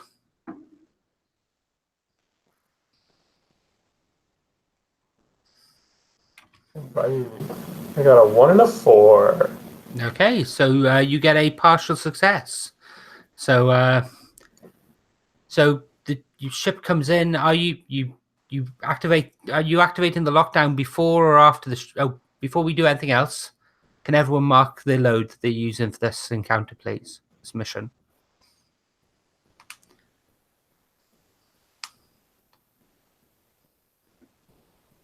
I'm guessing people are going to be loaded for bear. Sorry, space bear.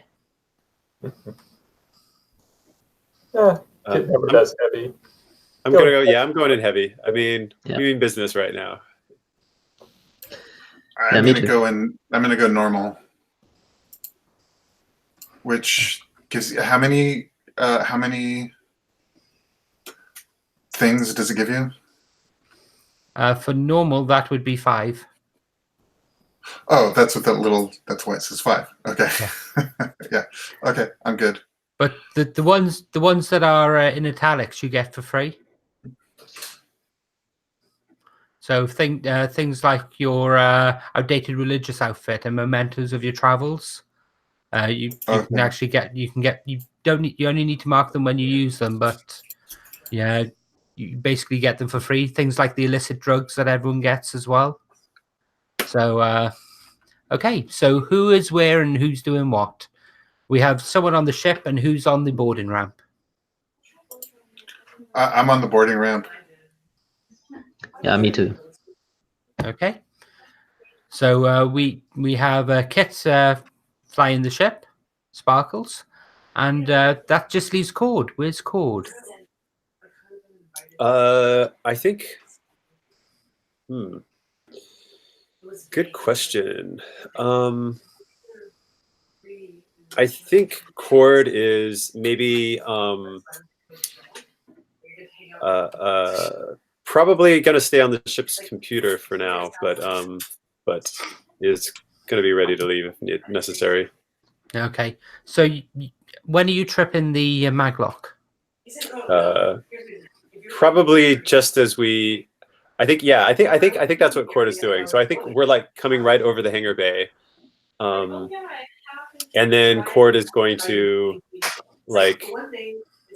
Oh man! All right. So maybe Cord is going to try and do damage control. So Cord is going to like do the maglock and open the hangar bay door. But then I think Cord is going to also maybe like I don't know, like send out maybe try and send like some kind of a false message through the no. I don't know what. No, that's fine. I think yeah. I think sorry, go on. okay. I'm just trying to think through like how we're going to explain this to the authorities. But I think I'm gonna like try and maybe I'll get into the details of this after the thing. But I think part of what Cord wants to do is like cover his tracks so that it looks like the hangar bay door and the grav locks were all activated like within the hangar bay, not hacked through the system, right? I want to like try and cover my tracks, even though I'm doing, so they don't realize I'm using their computer to do all this stuff, because they'll probably figure it out in the investigation that some nonsense is going on. Okay, so as the ship comes over, you can see that the hangar bay doors have closed, and a few of the actual gang members are stuck outside, and you've got ones inside looking around, and you can see that several of them were actually moving pallets, grav pallets, up to load into the ship. And as soon as the mag locks come on, those have locked to the ground. You can see that one of them has actually come down on one of their feet, and there's this alien woman that's trapped there with this mag pallet, basically grav pallet, just basically strapped down over her foot, screaming in pain, holding her foot, and basically pinned in place. And people are rushing over to help her and try and get things up, and there's just pandemonium on the ground.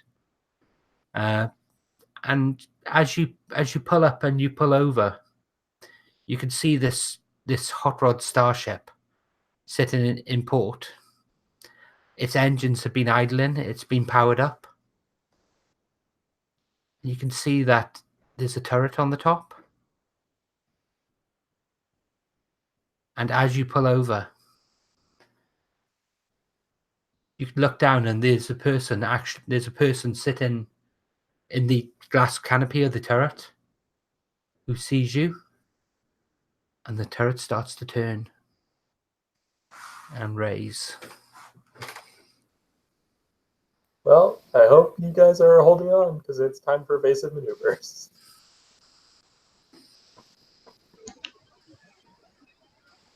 Okay, so I'm thinking Mos Eisley, right? Yeah, that's right. Yeah. Where the Millennium Falcon was. So we're coming down on top of them. The black locks are coming up.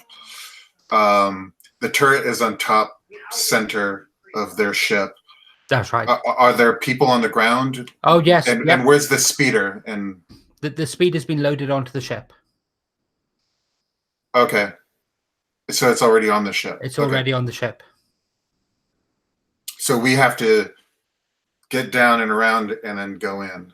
Yeah, so if you can get down on top of the ship, there should be an airlock you can get in through there. Okay.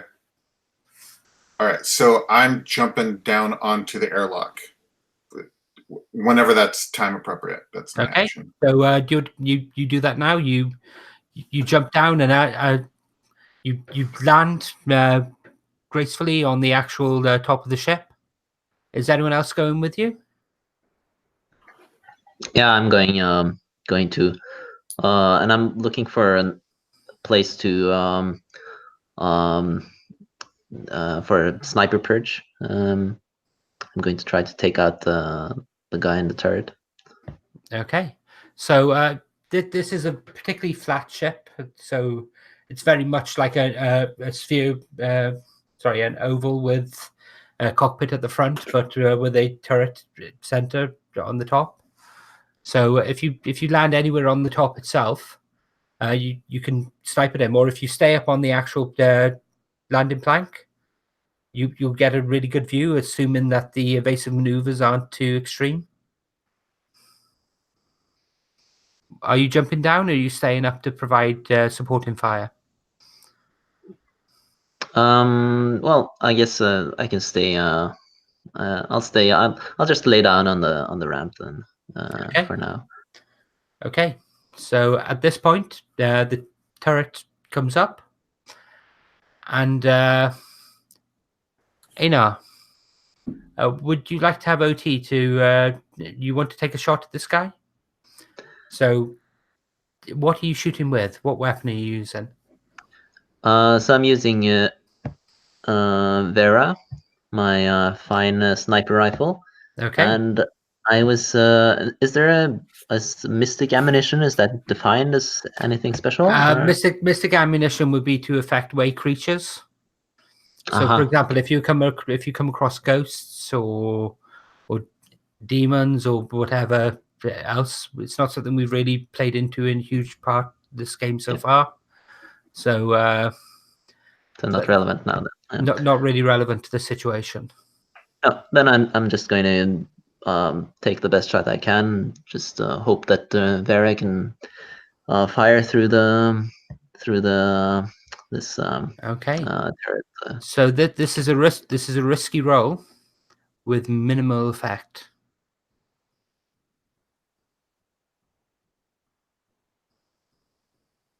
Do I get the increased effect for the fine for the sniper rifle being fine? You do. So that would take it up to standard effect.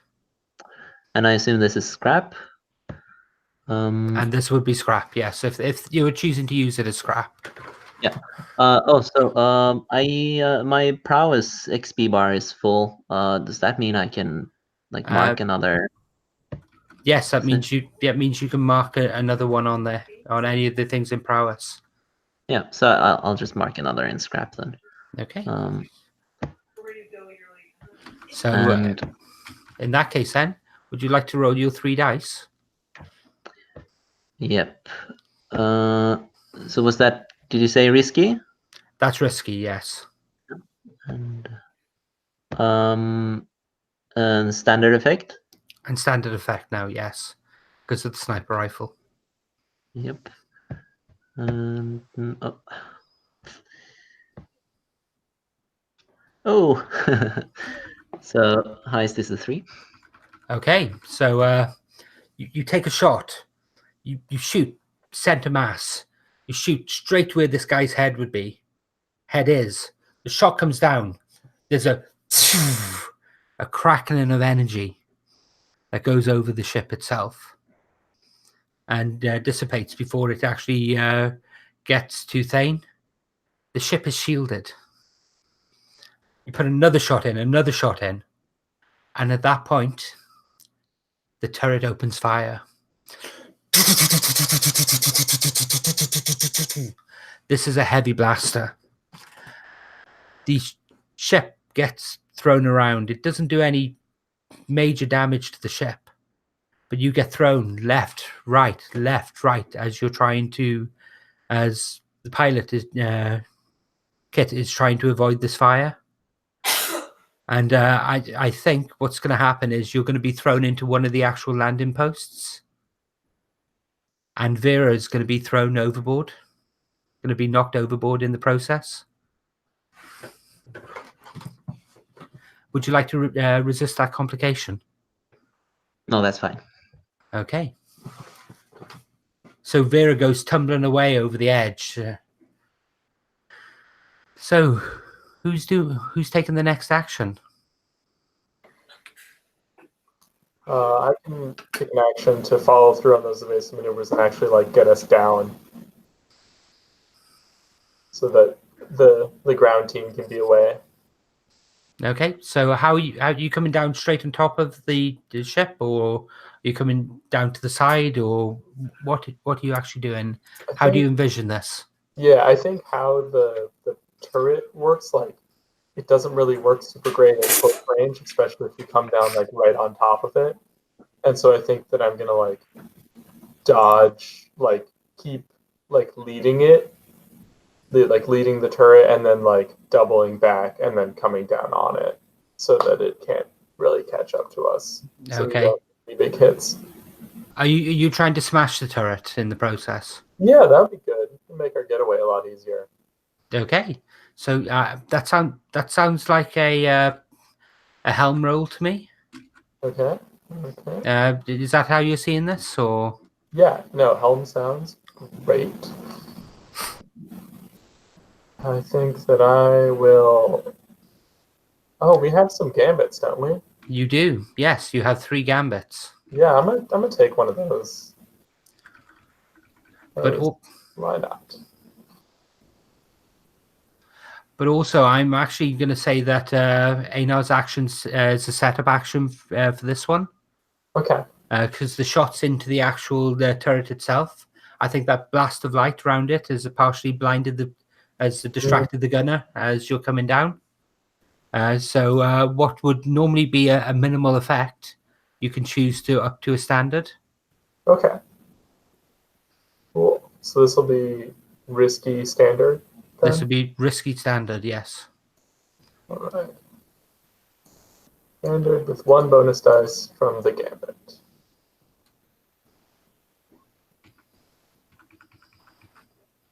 That's a 6. Good. Good. So you fly around. There's shots going from the turret, and they miss the ship. They shoot low. They hit the actual hangar wall. There's a shower of sparks comes out as the plus cement from the wall actually shatters and falls to the ground. There's a crack as it falls onto the boxes beneath, and you turn round and the ship comes round, and as you come round, the turret comes in, and the guy sitting there, you can see that he's looking down the scope. There's another scope drops down on top. You can see he's lining up shots. Pew pew pew. They go over. They go short, and they come in on you as you literally scrape the top of the ship. There's a deafening noise. There's a crackling noise as the energy of the shield holds out for a second before bursting, and the turret goes flying off like a ball kicked by a child. So you're currently on top of the Dandy Bell. The ramp is down. Thane is on top of the ship. Einar is on the ramp.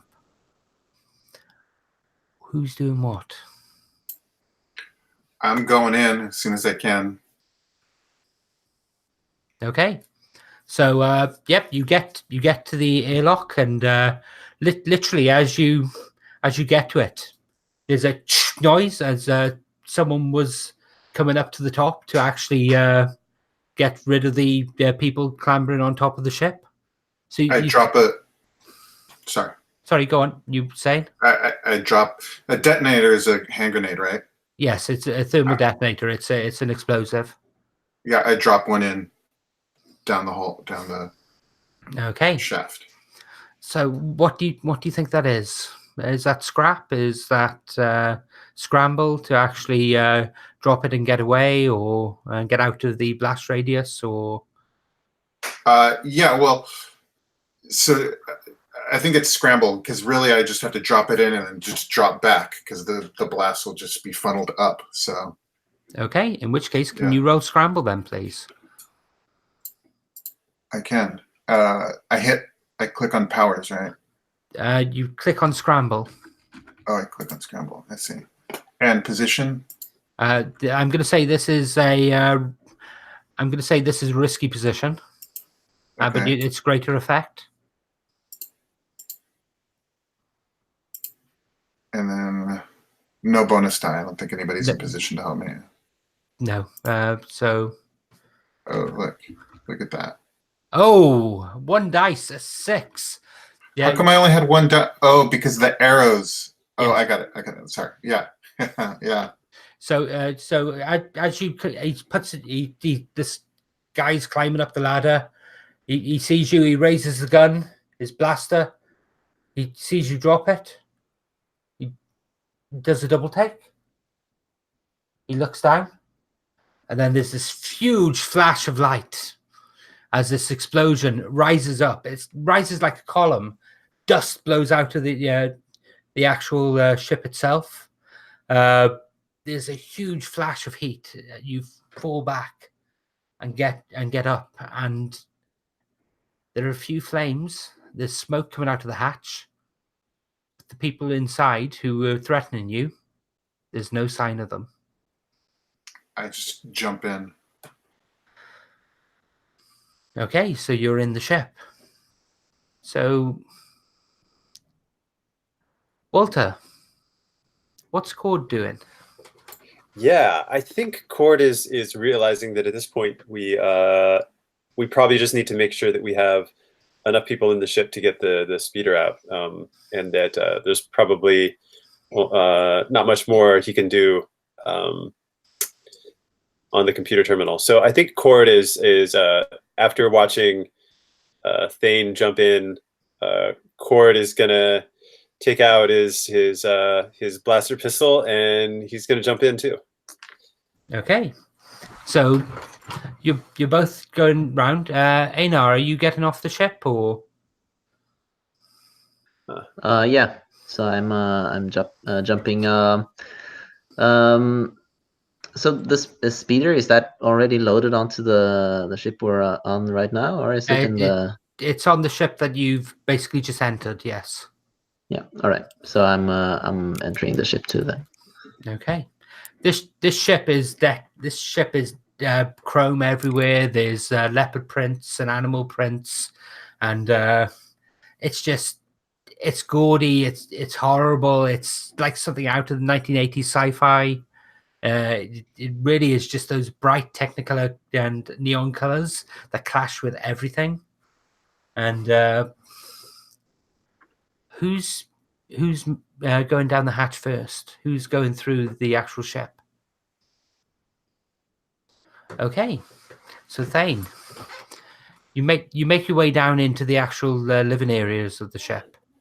They're all individual rooms. You can see a lot of them. A lot of the ship isn't well maintained. It's more style over substance. You can see that people have got pictures of famous racers over the walls. They've got pictures up of the latest models of bikes and vid stars and holostream stars, and it's like walking through a teenager's bedroom. You round the corner into the main kitchen area, and the kitchen area is such a mess. Even the smell of the detonator, you get the smell from the kitchen, and it is just disgusting. You can see that there's cartons left out. There's the noodle packages that they've been eating, and it smells like. It smells like dung. You think you can smell dung? Something's not right, and that's when you hear the animal noises. You hear the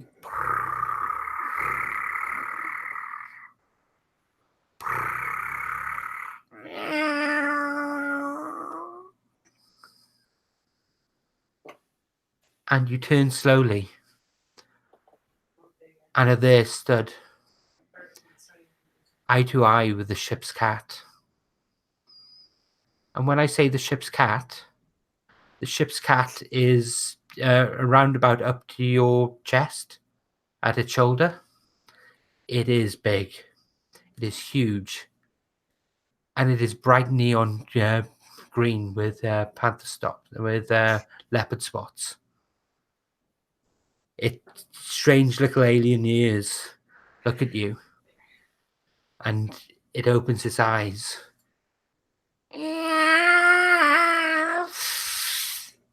And it raises its claw. What are you doing? I pull my super way whip, and I like. I imagine it's kind of like a lightsaber, but a whip, So it's kind of like an energy whip, and I'm hoping I can cut its little arm off. I don't know if this works or not, but yeah. Okay, I'm gonna say that this is a desperate roll because you're at close range, but it's going to be it's going to be greater effect. So is this? You imagine this is scrap or? Yeah, I mean scrap is fighting, right? That's right. Yes. Yeah. Is anyone doing anything to help you? I think I don't know if was OT behind me. I don't remember who was behind me. Cord is behind you. Okay. Yeah, I can. Is it like the cat? Like attacking us in return, or are there the- other threats? The only threat you can see in this part of the ship is the ship's cat. Why are we doing so bad? Okay. Yeah. I mean, I think I have my my blaster out to like keep it at bay if necessary, or maybe I mean, I think I think what I'm doing to help out is I'm like covering Thane's back so that Thane can focus on the cat, right? Like I'm making sure that nobody's sneaking up on us from another passage. Okay. So in which case then, Thane, would you like to roll scrap with +1 dice? And Walter, can you have Cord take 1 stress, please? So it's risky, right? No, it's desperate in this instance. With It's desperate. Okay. And then the effect is effect is greater. Or great effect, sorry. and 1 die. +1 die, yeah. There we go. I think I just cut it in half. Oh, yep. It swipes for you, and and there's a sickening smell of ozone, and you know that scene from New Hope where they're in the bar and the arm just falls down. Yeah. And it's almost that shot for shot. The kitty scrambles back, and it runs off. Or at least it tries to run. It stumbles and falls and smashes into one of the cabinets and disappears off around the corner with a scream and a yowl of pain. That's how you treat a cat. Space cat. And I just beeline, to where I think the pod or the racer is. Okay, so you get to the cargo bay. So as you get to the cargo bay, you can see that there are several people inside. As you stick your head around the door, the blaster bolts fly up and pepper the wall behind you. And you've got this circular corridor with a door in it that goes to the cargo bay, and the cargo bay ramp that actually goes down on the other side of the cargo bay itself that goes out to the main landing area. So while you're in the cargo bay, Eli, you remember that I mentioned in that flashback in the vision of the past that Thane had earlier, that muscular woman on the hover trike. Yeah. You can see that that woman has come out again. She walks out onto the actual plate in itself. You can see she has something over her shoulder. Hmm. She raises it and points it at you. The ship systems goes off. Lock detected. Uh-oh. I think that Kit's gonna like radio to the rest of his like, I think we might have a problem. How about you guys just take the bike and get out of there on the bike, and I'll meet you guys somewhere else.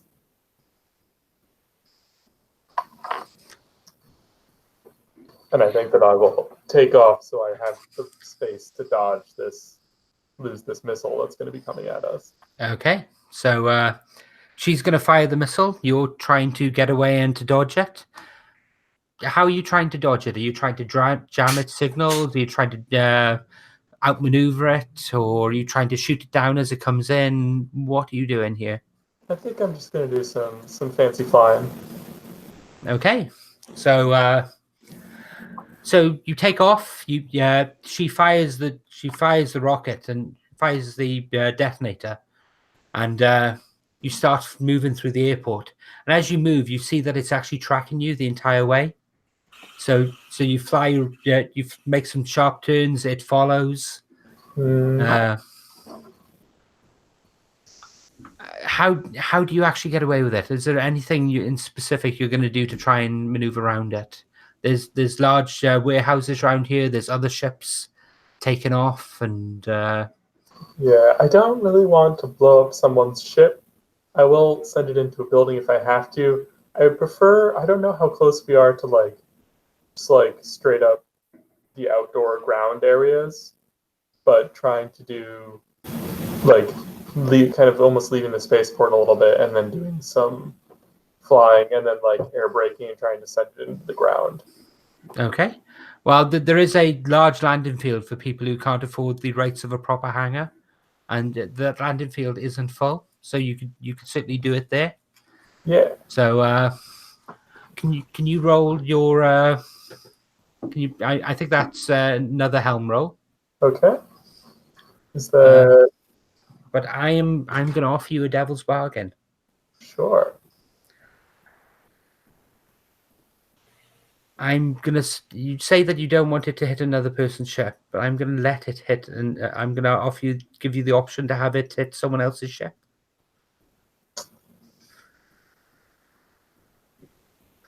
I think I'm good enough. I think I can do it without it.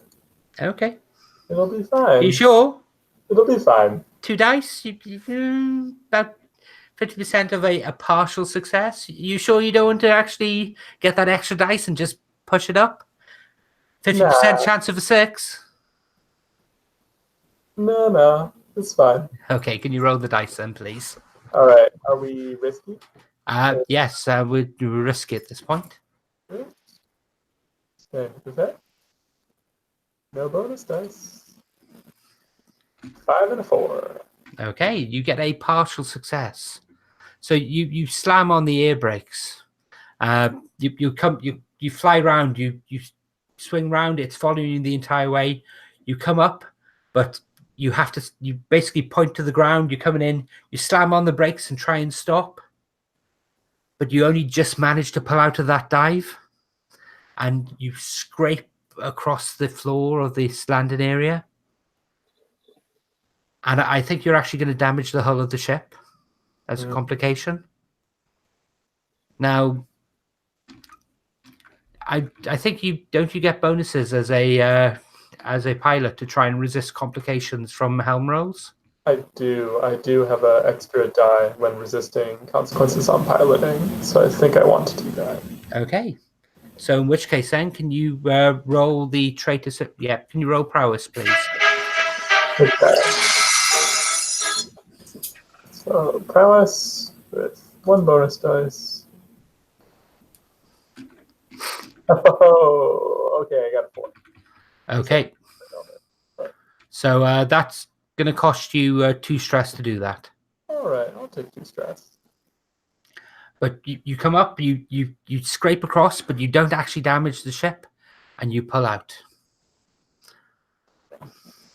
So back on the ship. You've got Orin, Thane, and Cord at the entrance to the cargo bay. There are 3 people inside. You can see that they've got racks of hover bikes that are all hung up and stored on the ship. They've also got some that they're in the process of storing that they've taken cover behind.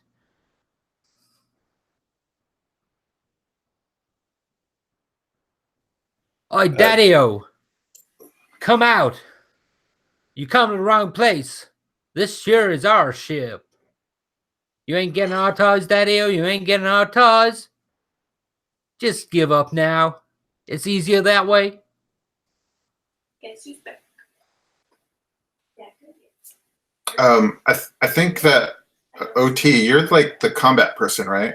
I give up. So I want to get hypothetical. I'm about to act, but I'm sure OT is faster than. So I was thinking that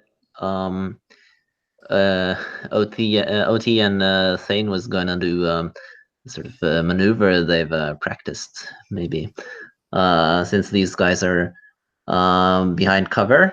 I was was thinking of like pulling out my my flamethrower and then having Thane and getting a running start, and then having Thane just lift me with his mystic ways, so that I'm just straight above the people. If that's good with Thane. Okay, so in that case, Thane, can you mark a stress? And Oren, OT. I take it that's a fine flamethrower, is that right? Yep, that's this is May, fine flamethrower. Okay, so describe what we see. Yeah, you have a running start, you jump. Thane reaches out with the way and propels you. Is it a case of that you actually flip over the bikes and you flame them from the back, or do you flame them as you go over, or what do we see? Yes. What does it look like? So I might imagine the cameras on the side. So we have on the room with the entryway that we're coming from, and the people behind the cover here, and OT is just like floating above in the sort of looks like it's slow motion. Some classical music playing maybe, and then you just there's this cut to the view of OT with the flamethrower down there, and then the cut to the scared eyes. So is this a double-handed backpack flamethrower, or is this like Boba Fett's one built into a glove or something? So you just go. I think it's actually like a backpack flamethrower. Yeah. Excellent. So in that case, then, can you roll your dice, please, with +1 for the assist from Thane? And it's risky. I'm going to say it's risky, yes. Greater effect, standard. A greater effect in this case, I'm going to say. And one bonus. Ooh, okay. The best is a 4. Okay, so you use the flamethrower. It engulfs the people underneath. They as they fall, they basically start letting off blaster fire that goes all over the place. One of the blaster shots actually hits one of the fuel tanks that they have for the speeder bikes, and there's a glug glug glug as you can actually see a pool of fuel moving slowly towards the flames that you've just lit. You can resist that complication if you'd like. It's a very interesting complication, but I think I'll resist it. I don't feel bad if this speeder is destroyed.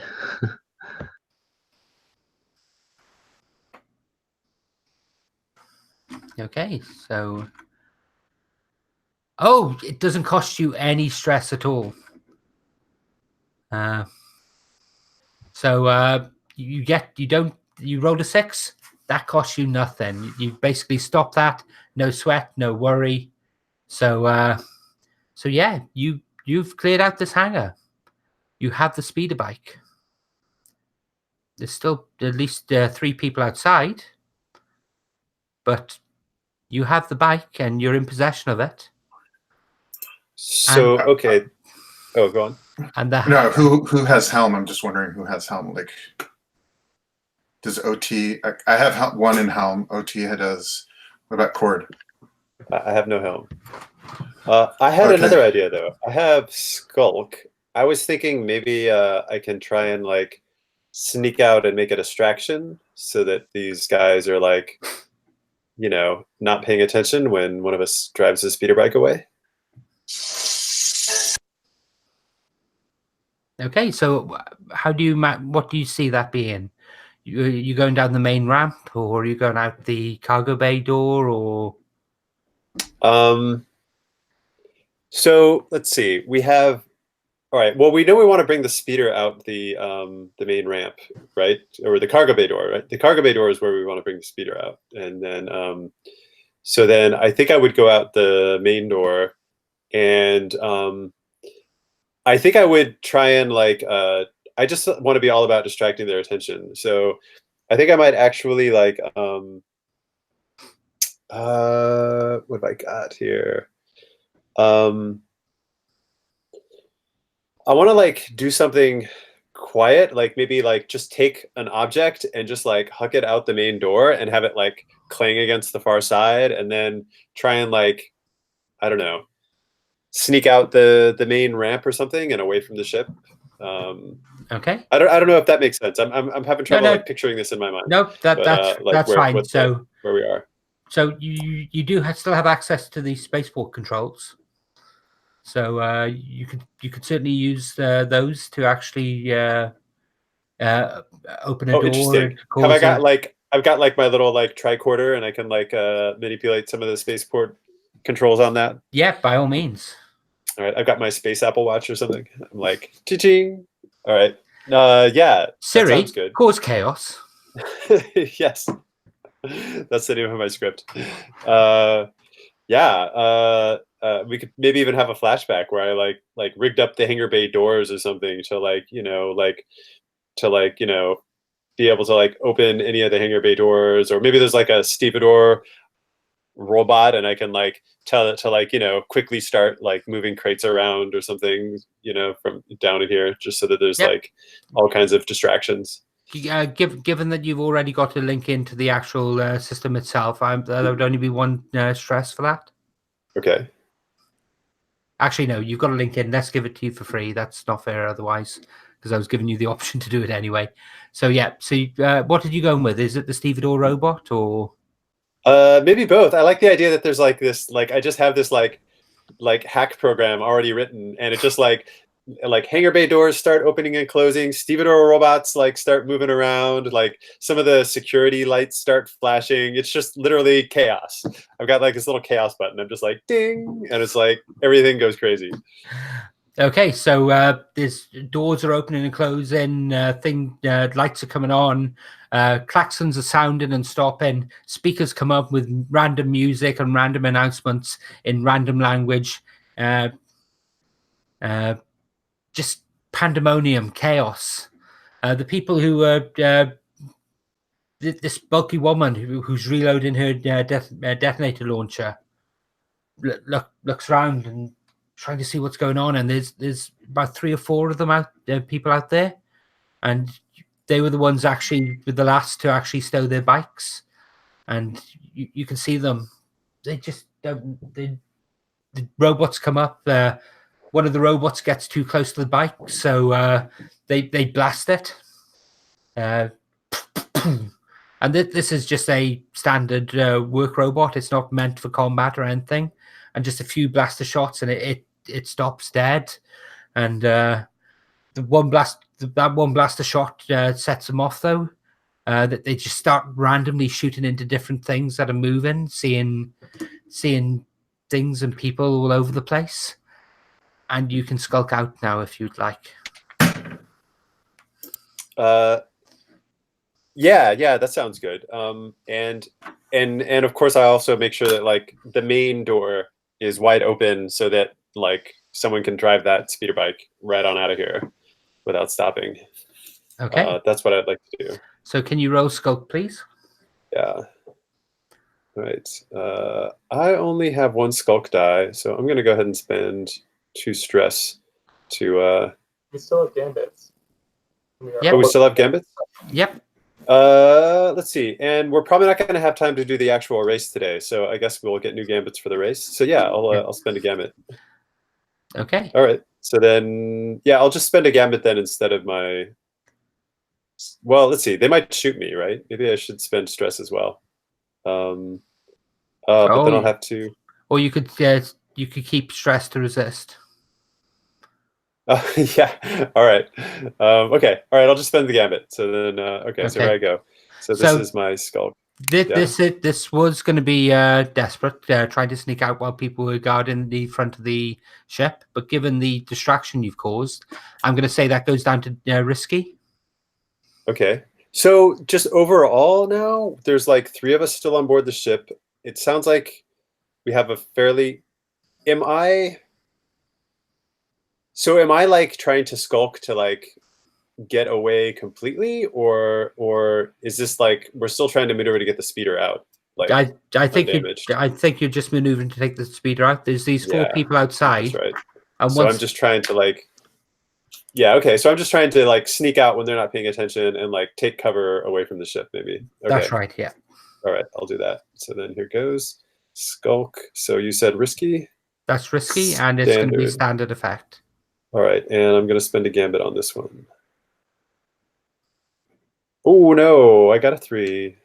Okay, I think they're shooting round randomly, and as you're sneaking out, I think one of these shots comes too close and ricochets and hits you. So I'm gonna say that's a level 2. I'm gonna say that's gonna be a level 2 injury. Oh, that'll hurt me bad. By the way, I'm looking for the. Do I still need to remove a gambit? Did somebody do that yet? I'm not seeing where the gambits are. The gambits are on the ship. I'll knock it down. Yeah, for some reason I don't see where they're kept. Oh, there they are. Okay. Yep. So we have 1 gambit left after that. All right. So would you like to resist? I think so. That would be prowess to resist. That would be prowess, yes. Yeah. All right. I got 2 dice there. I'm going to resist with prowess. Okay. So, all right. No bonus die. 6. Oh, that's what you're looking for. All right. So that goes down to a level 1. Okay, but it's still a level 1. What is it, like laser burns or? Yeah. I was going to say we call it blaster burns. Okay.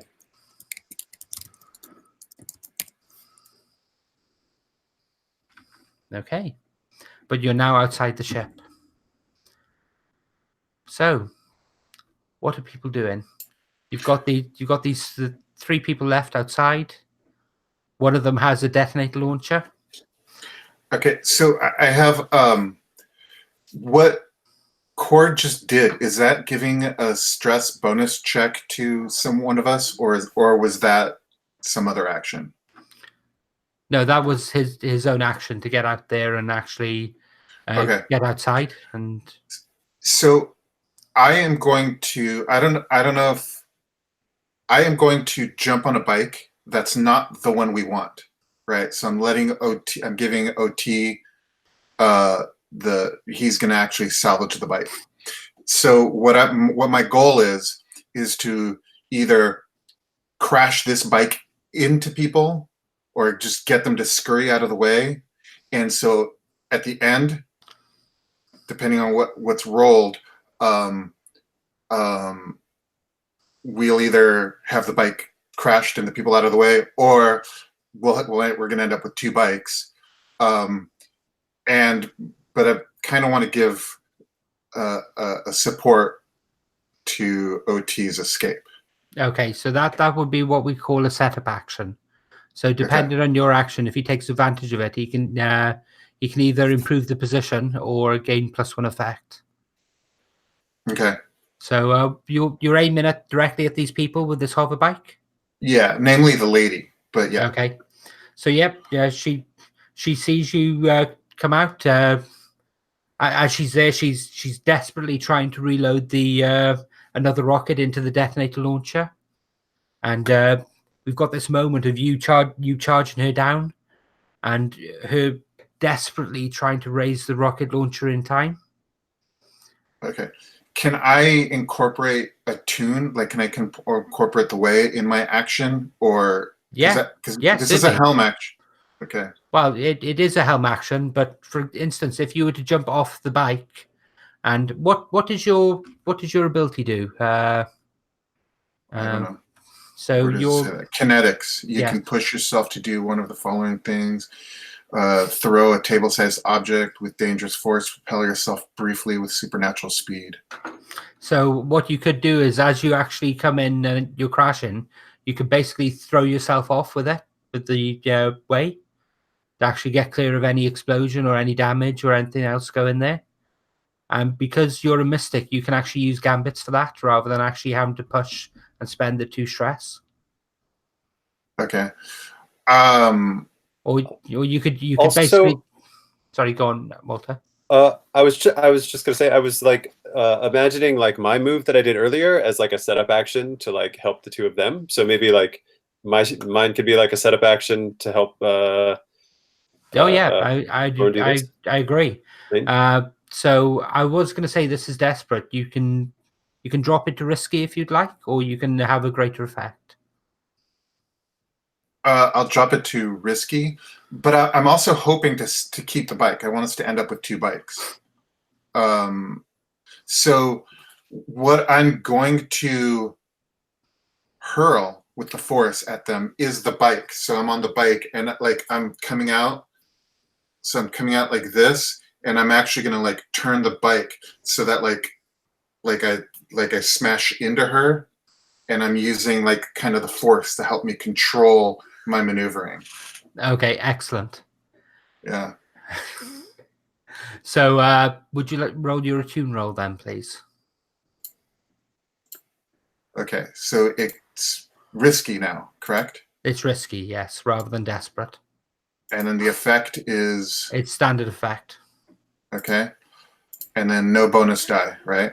No bonus die unless someone is explicitly helping you in this instance, rather than just the setup. Right. No, I don't think so. So, because I'm giving a bonus die to, or whatever. Okay. Yeah. Yeah.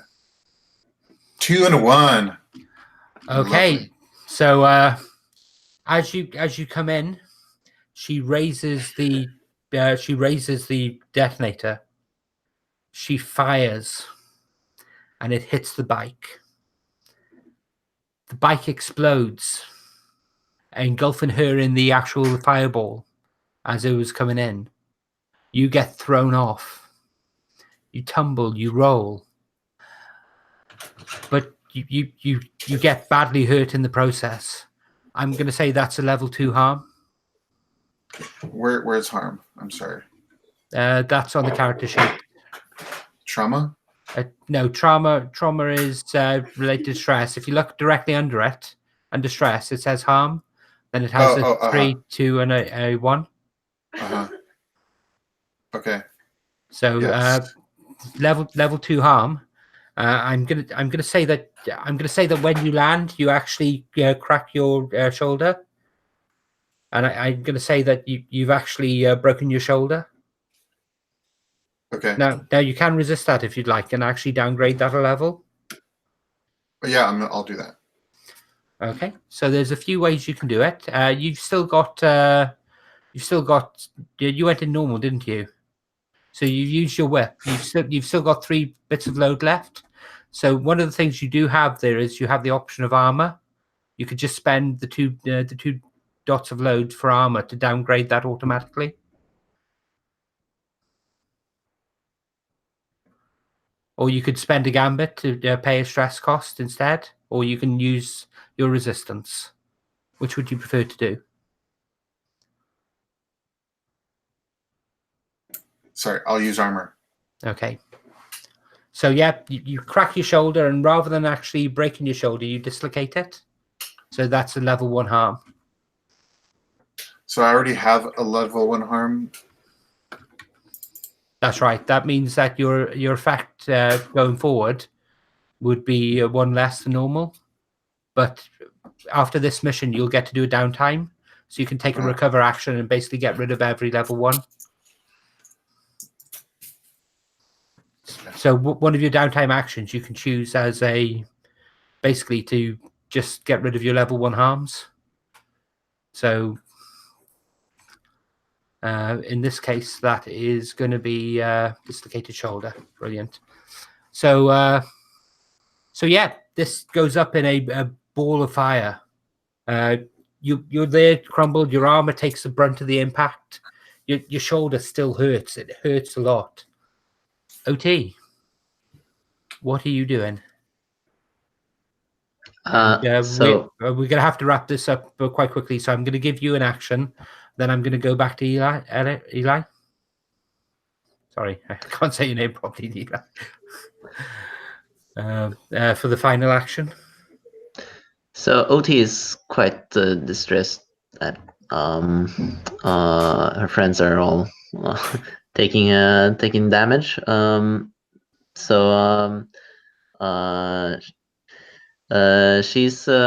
She's gonna, but she knows the mission is still a go. So she just takes a beeline for the racer. Okay, so you're on the racer, and I think we established this is like a chariot pulled by two mechanical animals. So you're on this racer, and what do you do?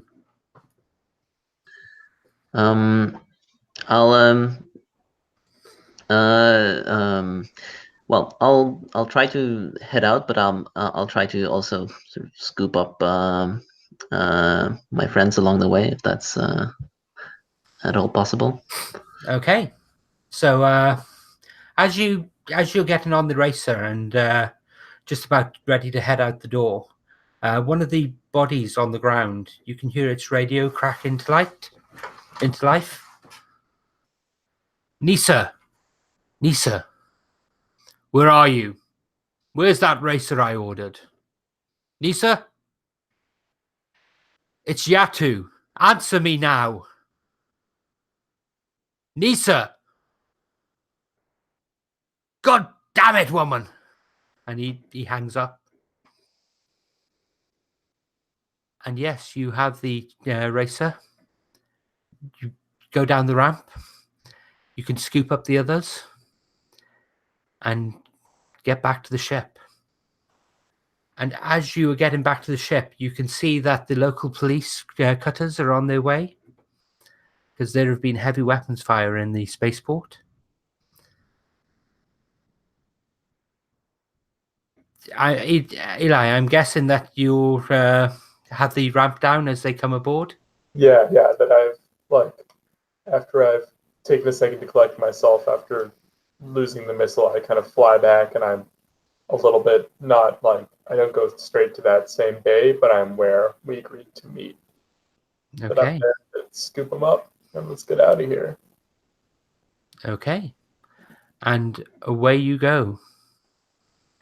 And while you're flying away, a note comes up on the dashboard. New bounties have been posted on the bounty board. And it puts up an alert for a new bounty. The rescue of a kidnapped victim. Stacey Weathers, ace reporter. Last seen Port Bastion. Oh, that's not good. Oh no! Now we have to save Stacy. And we'll end there. Nice. Ooh, ratcheting up the tension. Yes, one session left. I get a feeling we could play for longer, though, given the way things are going. I'm going to stop the broadcast now.